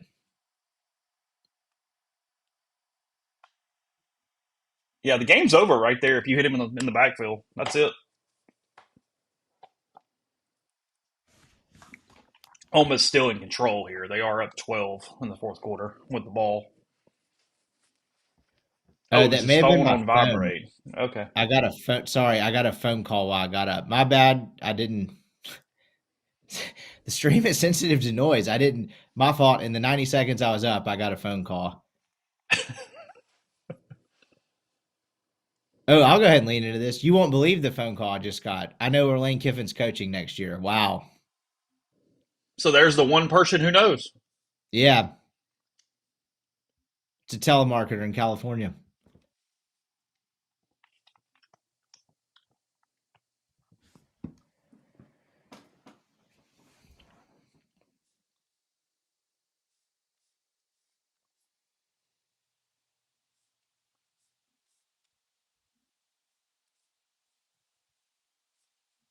Mute your mic when you leave. You guys are a tough crowd. Okay, Jesus.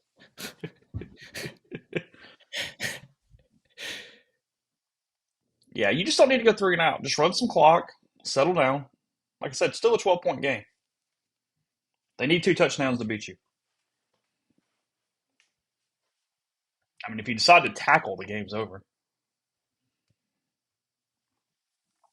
He's good, though.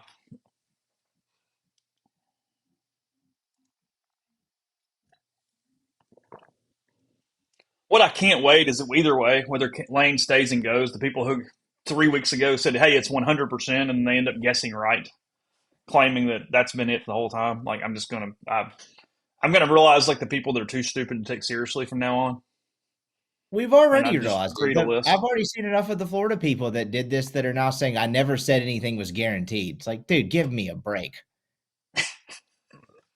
But that's how you do this. That's what this internet like bullshit is. It's just you say a bunch of things, but you leave yourself like the slight out, despite not knowing anything the entire time.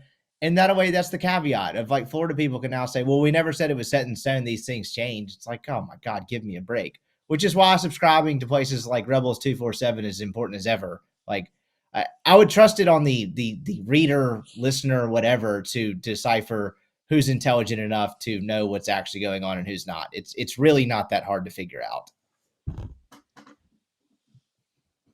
Oh, State kicking it deep. Oh, almost bringing the ball out, which is barely practiced anymore. Oh God, that was almost a fumble. He was getting twilted around. It worked out though. Oh well, maybe not flag. If that's holding or something, they're going to get pushed back. So, yep, never mind.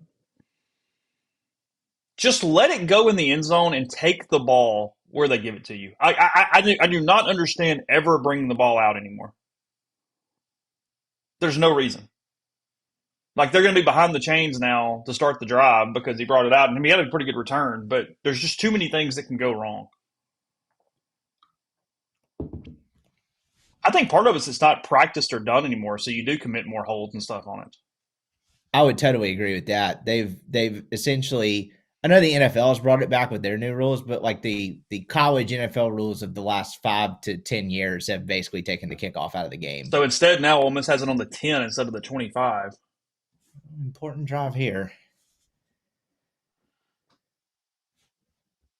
Who was that tried to return that? Hartup? Is that who it was? Is that Isaiah I Hartrip? couldn't tell. I couldn't tell.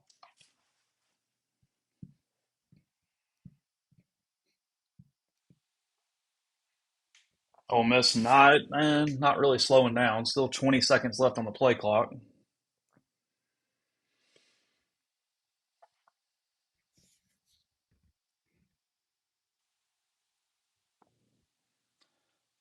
Deuce Alexander, 20-10-5 touchdown Rebels. Are you serious? Ole Miss hits him down the left sideline. Deuce Alexander makes the catch, gets loose 88 yards to the house for Deuce Alexander. Finally hit one of those. 37-19 pending the PAT. 9:50 to go in the fourth quarter. Let's look at it again. Got single coverage out left. Stribbling in motion. It's a fake to Lacey. He just straight beats the corner off the line. Good throw, makes the catch, and then physically fights his way around. Safety gets caught in the wash. 88 yards. Rebels touchdown. Lucas Canero can add the PAT. Snap, hold, kick, up and good. 38-19 now. Look at So that it's not, crowd shot of the amount of blue on that sideline on the replay. That is it a gave us the lot? picture we needed. Hell yeah, it was a lot. Okay. Wow.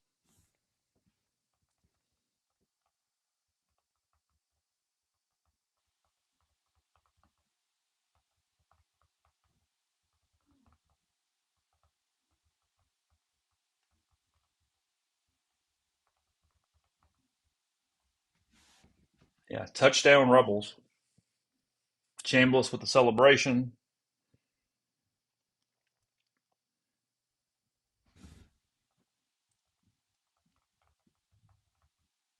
Yeah, I just don't see how Lane leaves this team. Like, I've got a mountain of things to talk about if he stays, and we'll talk about all of it. And look, that's the promise. I mean, Rebels 24/7. I'll tell you everything we've heard, and we'll go through it over the next few days whenever it's over. Either way, but you just watch this and go, wow. 3:59 now for Trinidad Chambliss. Ole Miss This 9:50 to go in the game again. 38-19, 23 of 33, 359 in his fourth touchdown. Ole Miss now over 500 yards of total offense, giving the ball back to the Bulldogs, and it's a touchback. it gets back to like, what is the point of any of this? You're going to leave an 11-1 team that's one of 12 teams that can play for a national title to go to start over. That doesn't make any sense.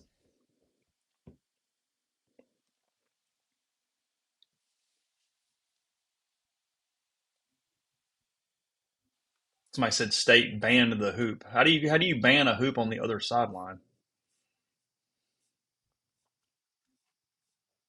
Have they not had the hoop? I don't know. That's what they said. I haven't seen it.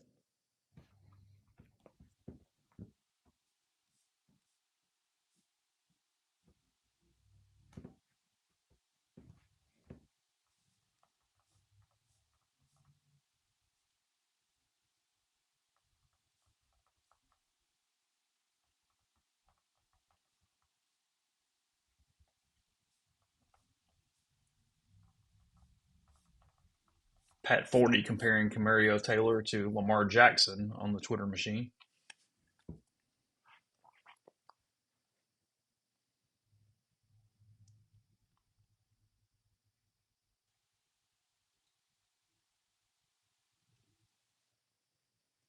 Third and 5 for the Bulldogs. 9:02 and running.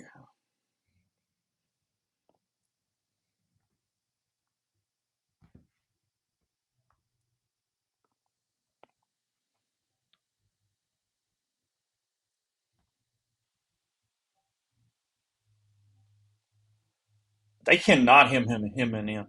I mean, he gets loose and slowly jogs to the left for a first down. Stops the clock. Well, no, it doesn't. 8:40 to go.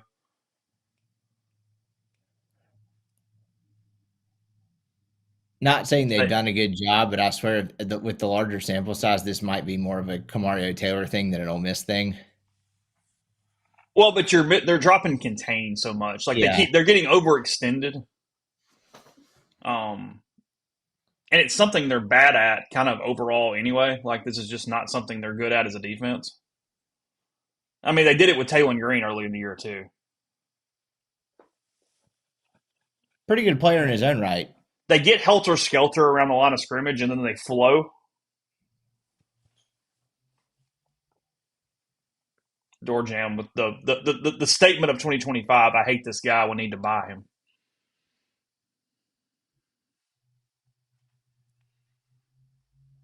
Third and 1 now coming up for State, nearing midfield. 7:46 to go. We've got a Vince Young comparison in this stream too. We're just we're Yeah, like, again, that's what always happens. You don't ever compare him to like the average dude. Like it's never like, I mean, got a little Aaron Brooks in him. Like we don't do that. oh, that was a nice pull. There you go. I'm a Saints fan. I've seen a lot of Aaron Brooks. Came in for Jeff Blake back in the day. This kid's going to be a good quarterback for Mississippi State, though, for sure.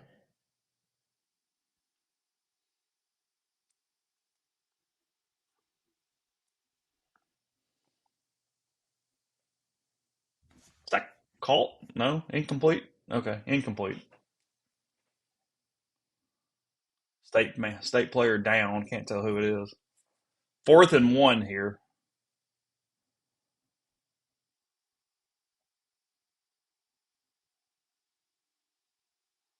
He told the trainers to go back to the sideline. Oh,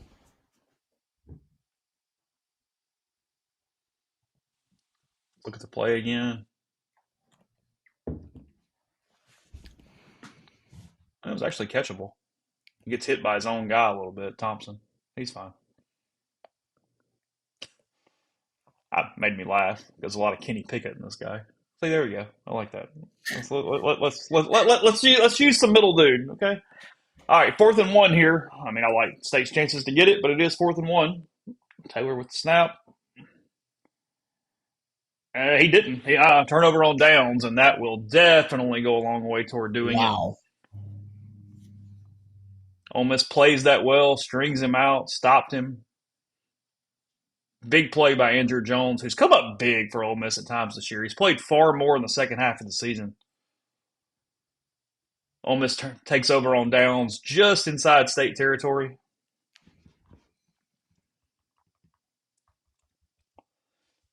It's kind of the world we're in right now. Nick Johnson goes, "Why don't you get another TD for game control purposes?" I do wonder if that would matter a little bit as we get into this conversation.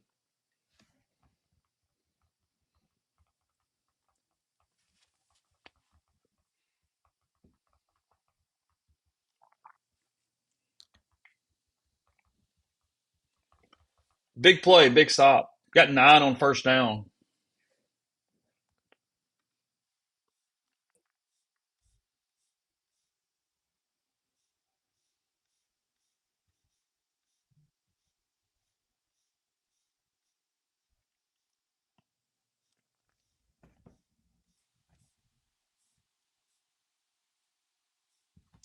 It's the sixth game under Coleman Hutzler where the Bulldog defense is giving up over 500 yards. I did this. I'm about to pull this up. I did this exercise with Hey Dad the other day. After, well, it's not going to hit the same until I pull it up. So Ole Miss has 38 points and counting. Since that Florida loss, Mississippi State has given up 45, 35, 41, 49, and 38 and counting. That's a tough one to end the second half of your season. Oh, That's a lot of points.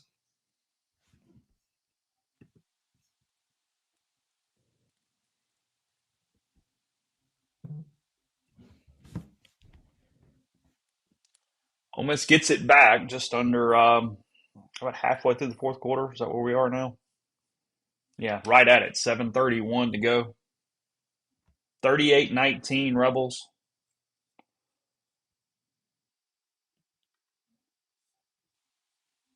So Ole Miss is, if they score again, whether they do or do not, State will have given up 40 plus in 4 of their last 5 games to end the year. You can't keep your job doing that, can you? That's awful. I didn't realize that. Yeah, that ain't real good.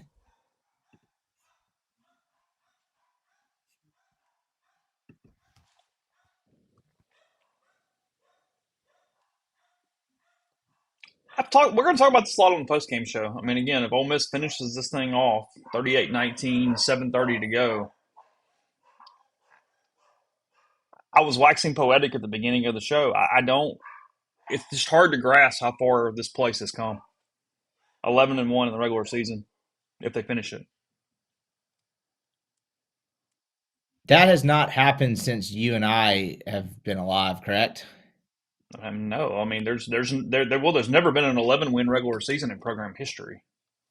Now they've just started playing 12 games, relatively recently. But yes, They're going to the playoff. They're going to be one of 12 teams that can compete for a national title. Mark Hodges. I'm currently passive aggressively texting all my state fans friends with quote, "Y'all look good, congrats."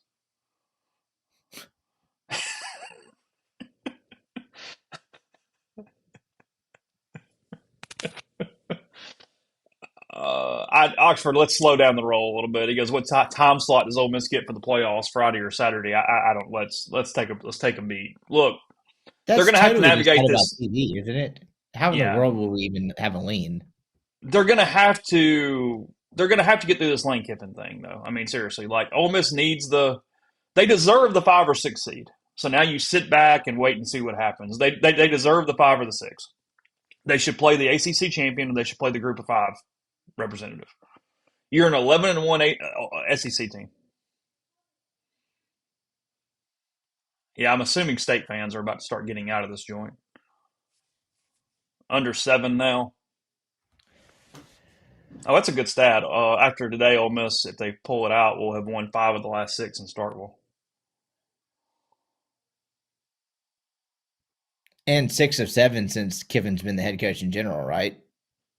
Uh, 5 of 6. Oh, okay. So 5 of 6 and 5 of 6. Okay. Yeah. Well, 5 of 6 in Starkville, and then 5 of Yeah, the yeah. last 6 too. Yes, correct. Because the one loss in Starkville is actually 2019, is it not? 20. Yeah, that's correct because they lost 22 in Oxford. Yeah, yeah, yeah. I mean, this is the sad and the stuff. Like, it's one of the reasons why I thought the baseball book that I wrote was really important to me. Like Gorman has said, "Dad died in '04. Wish you could see this now." I mean, that's my point. Is in the modern era.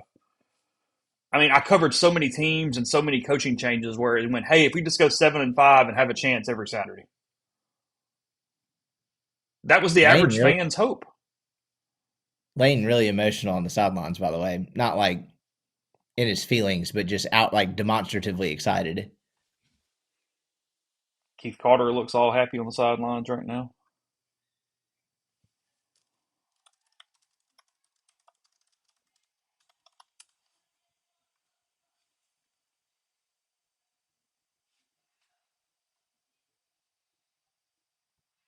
Keith's been wearing the Hovey caps a little more recently. He's been going cap lately.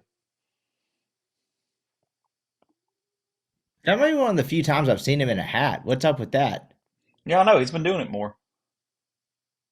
He's got a good head of lettuce too. I don't know what he needs to hide. Yeah, when you got good hair, go ahead and let it flow, right? Yeah, Go ahead. I let it mean, out there.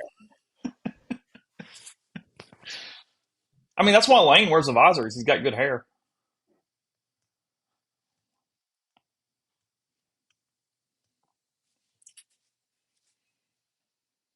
You know, if Keith wanted to take like a page out of like American politics, he could like adopt the "you're going to get so tired of winning" mantra to his tenure here so far. Guy's done a lot of it since he's taken over as AD. Probably not a coincidence.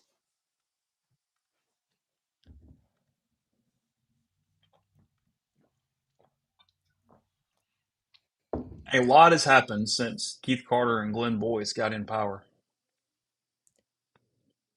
Things Uh, that started in two completely different ways.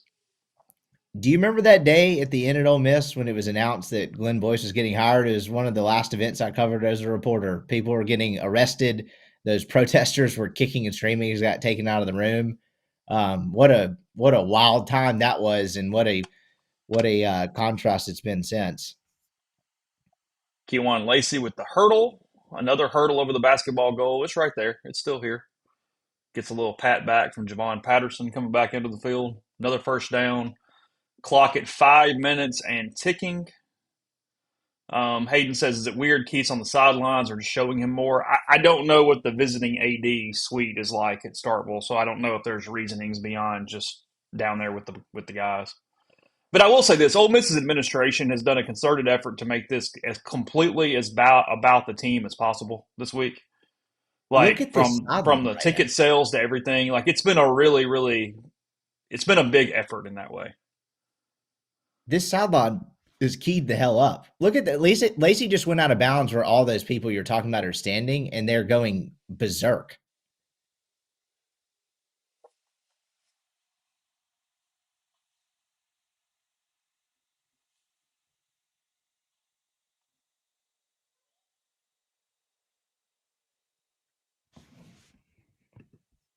2nd and 8, under 4 here in a second.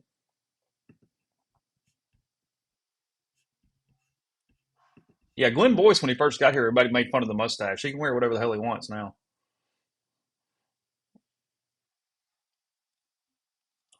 Matt Baker says Rippy just ordered a Cowboy CC hat and hoodie. Oh, let's go. Yeah. It's called branding. Somebody says, "Can we get Lacey out of the game?" I would kind of buy that right now. Why don't you go ahead and let the boy go take a seat. See him in a few weeks. 3rd and 6 for the Rebels. If they come up short here, what does he do? Does he kick field goals or just go for it? Oh, I think the testosterone takes over, and he goes for it, even though he might should. Well, I guess it doesn't really matter that much. I think he goes for it.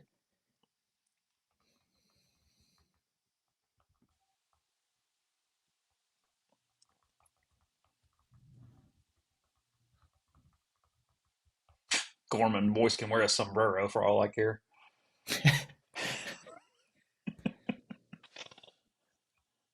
Ginger asking if she could pop the champagne. Yes, I think champagne can be open now. It is safe. 3:11 to go. 38-19. Ole Miss driving. Oh, I was not optimistic about. It wasn't Boyce personally. It was the process, So and I still I was stand behind that. I have a story about that. When that whole thing happened, a buddy of mine who ended up being a fraternity brother, Payne Horan, I'll just give him a shout out by name. He played at junior college football, I believe, at wherever Boyce was before Ole Miss. And when all that was happening, I can't remember if he texted me or called me, but was like, "What's all this uproar about? Glenn Boyce is awesome. He's going to do a great job." And I kind of explained to him, like, it's not that it's him, it's how this thing went down. And he was like, "I'm just telling you that guy's going to kill it at Ole Miss." And boy, was he correct. So it's kind of a classic example, not the person, just how they were hired. Now, Ole Miss was going in for the exclamation there, but I think they were calling holding. Lane is not happy. 3:02 to go. Lacey broke around the left side, was headed at least inside the Almost one. got in.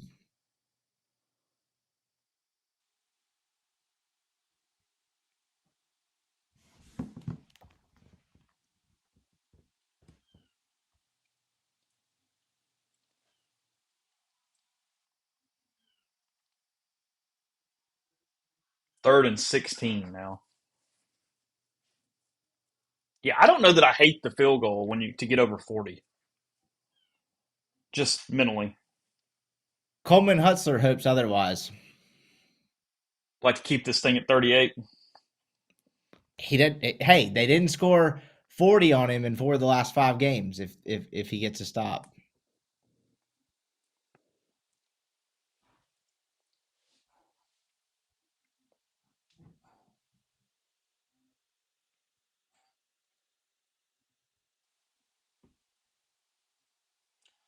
Somebody, buddy, just texted me and said I feel like they interviewed Lane between every quarter. Did they interview Levy?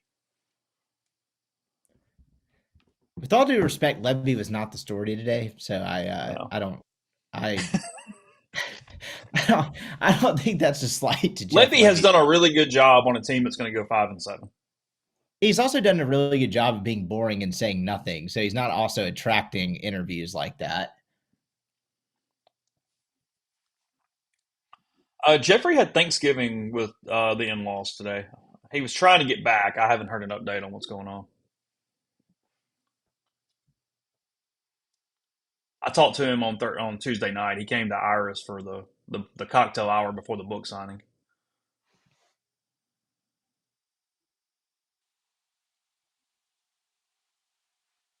So it's gonna be 4th and 4 or 5 here. 2:52 left. State took a timeout, I guess.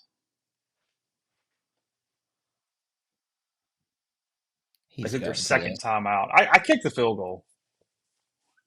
I'm behind you on the way the game's being streamed, but I think You he's go going for this. 19-22. I mean, I think they appear to be going for it.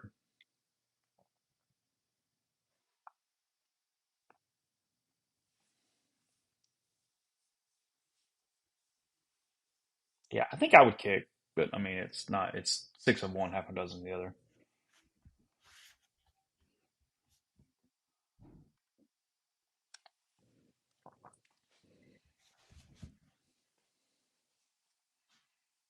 I don't think Austin Simmons is coming in.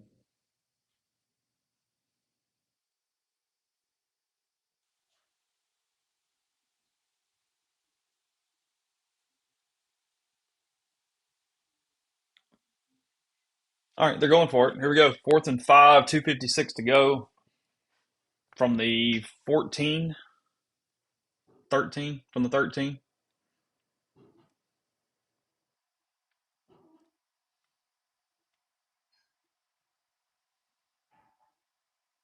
Now Ole Miss calling timeout. Chambliss frustrated.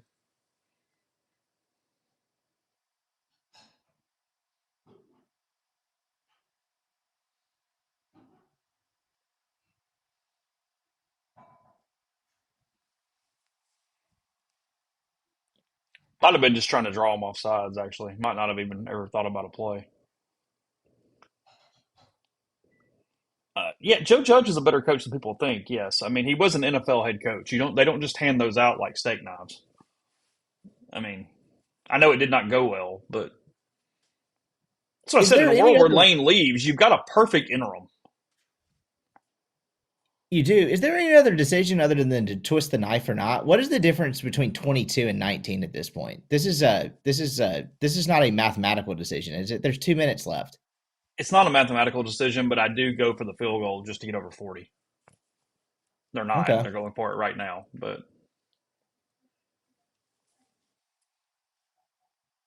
sprint out right, no one open, That was incomplete. no State good. takes over. Yeah, I didn't like that.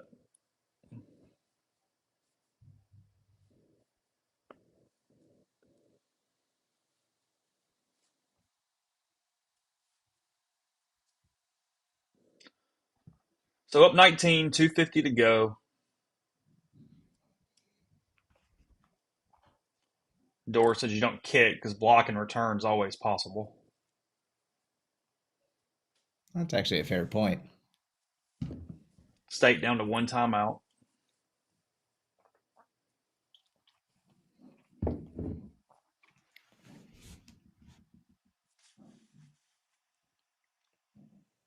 Tough one for Levy. What do you make of like how you sell year three? I know he's not getting fired, I don't think, but in terms of just like fan interest, that's a tough sell, is it not? No, I think he's fine. I mean, I think they saw a lot of improvement. I mean, they lost to Tennessee and Texas in overtime. Those people don't take games like this well. No, but I mean, it's just the programs are in such a different spot right now, and I really, I mean, I'm just being serious, and I mean program. I don't mean team. Ole Miss just has so much synergy right now throughout its entire athletics program, or as it relates to football. Again, Boyce, Carter, Denson, Walker, McLaughlin, there's so much there. It's, well, I mean, look, it's not just sentimentality. There's a reason why John Sumrall prefers the Ole Miss job to the other ones.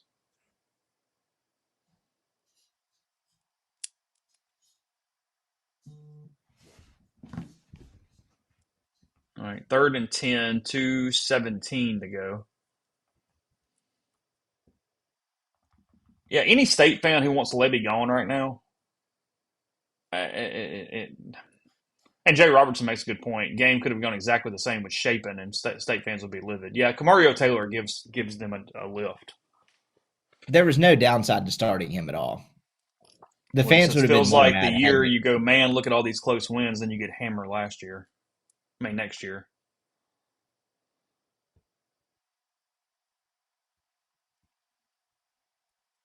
There's no one in the field. Okay. Slides down to the 48. We're at the 2 minute timeout, not the 2 minute warning, the 2 minute timeout. State has one timeout left. Again, 38-19. After the break, we'll be at the 48.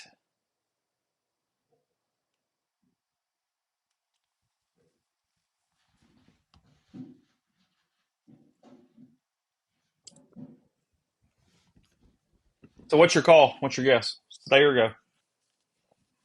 me Yeah. stay. I'm gonna have to believe him. I'm gonna have to hear him say that I'm quitting an 11-1 playoff team and going somewhere else before I believe it. I If know he the evidence says stays, otherwise. if he stays, I have to give Keith Carter a level of credit that it's hard to fathom because he's been going to yoga with Lane even this week, like constantly. He has been letting him do all this stuff. Like Lane has been ultra transparent, talking about other jobs, like all these different things with Ole Miss people. You have to let him. The only chance Ole Miss had to keep him was basically to let him get it out of his system. Yes, You know what I mean? Because he feeds off the. You know what I mean? Like, and again, he can still leave. I don't know what he's doing. I mean, I'm not about to act like I know either way. I've got if I could give you all that I know that is 100% accurate on the leave side, and you go, no chance in hell he stays, and I could give you everything I've got on the stay side, and you go, yeah, maybe. Yet I have no clue. but that's kind of what Lane is. Is he not? He's an impulsive person. He kind of needs to do things one at a time, and in some ways, in terms of human nature, this if it plays out to where Lane stays, it's a little bit predictable. We all get caught up in. I mean, look, he sent his family down to Gainesville and Baton Rouge. I mean, that it was a real thing, but it, honestly, you get down to it, the emotions of today and all of that. Again, I just had a hard time believing from the start, and it could still go the other way. I'm not saying it's a done deal by any means, but are you really going to say I'm quitting an 11-1 playoff team that's going to host a playoff game to go somewhere else? I just have a hard time believing a coach who thrives on competition and trying to win at the highest level is going to do that. That was always impossible for me to believe. And I don't feel like people talked about that enough. People just kept saying, yeah, but it's LSU. Yeah, but what does Lane think about the LSU job? Well, if Ole Miss was 8-3, this would not be a discussion. He'd probably be leaving. So given the circumstance, this never made a ton of sense to me. But again, I could wake up tomorrow morning and be totally wrong. Yeah, because if Lane Kiffin says he's staying today, tomorrow, Sunday, whatever, Ole Miss is absolutely no worse than the 7 seed in this tournament. And they're playing at home on the 19th or the 20th of December. Period. And they don't lose at home, so in all likelihood they'll be playing through New Year's. They're 22-1 in their last 23 at home. Hard to do a ton better than that. Miss Boyce's quote on the show with Richard said, everybody talks about this home crowd and that stadium and that attendance. Last time we checked, 35-3 was pretty good That at is home. pretty good. All right, State's got it. 2-minute timeout. They're around the 35-yard line, maybe, something like that. There is a lot of blue on that side of the field. A ton. Yeah, Oklahoma can't jump Ole Miss when they have one more loss and lost to you at home. Well, big sack there for a lot of different reasons. Going to be second down for the Bulldogs. Let's see. Is Levy going to take his last time out? Nah, he's letting it roll. So 149, 148 and going.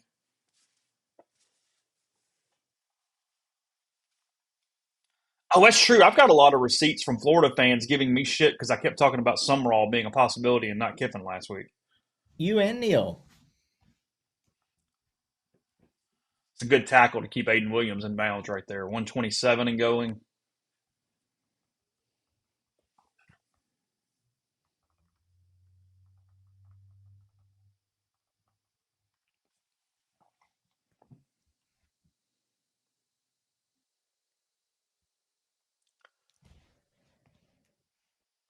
Fourth and 9 for the Bulldogs. 111 left.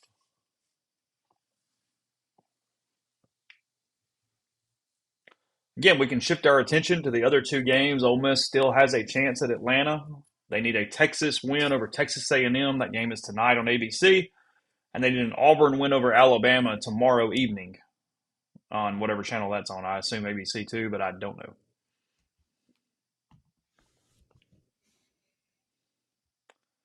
Mario Taylor has 9 years to throw the football. He jukes out whoever that is, throws it deep, incomplete, no flags, turning it over. He gets knocked down, but it looks like no penalty, and that'll do it. Ole Miss will be able to run out the clock. 55 ticks left.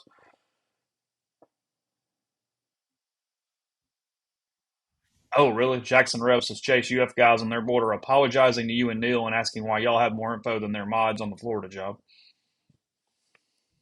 Congrats. Yeah. Try to waistband it if you can, but congrats. I mean, I felt for y'all the whole time.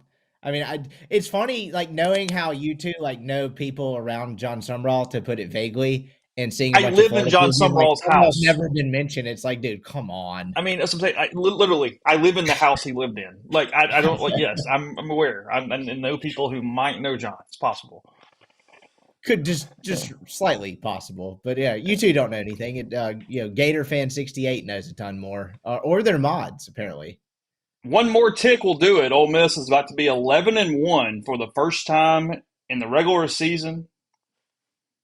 It's just remarkable. I mean, I'm going to keep on about this for days now. Ole Miss is going to 11-1 with a 38-19 win over Mississippi State. Played really well today. I know that second quarter was weird and whatnot, but for the most part, Ole Miss, very thorough defense, made plays when they had to. Just a hell of a game. Just a hell of a game in a number of ways. Appreciate all you guys today. Again, we're not done. We're just getting started. We're going to transition into the MPW Digital post-game show here momentarily. We will do that. That is also presented by Realtree. So let's just take a beat, probably, 10 minutes or so, something like that, and we'll get her fired back up. So, again, thank you guys. We'll switch over. We'll change the skins. We'll change the background. Again, Ole Miss 11-1. They are going to the college football playoff. The Rebels are definitely Sharpie, and they are in 11-1 on the season, 7-1 in the SEC. We'll talk to you soon.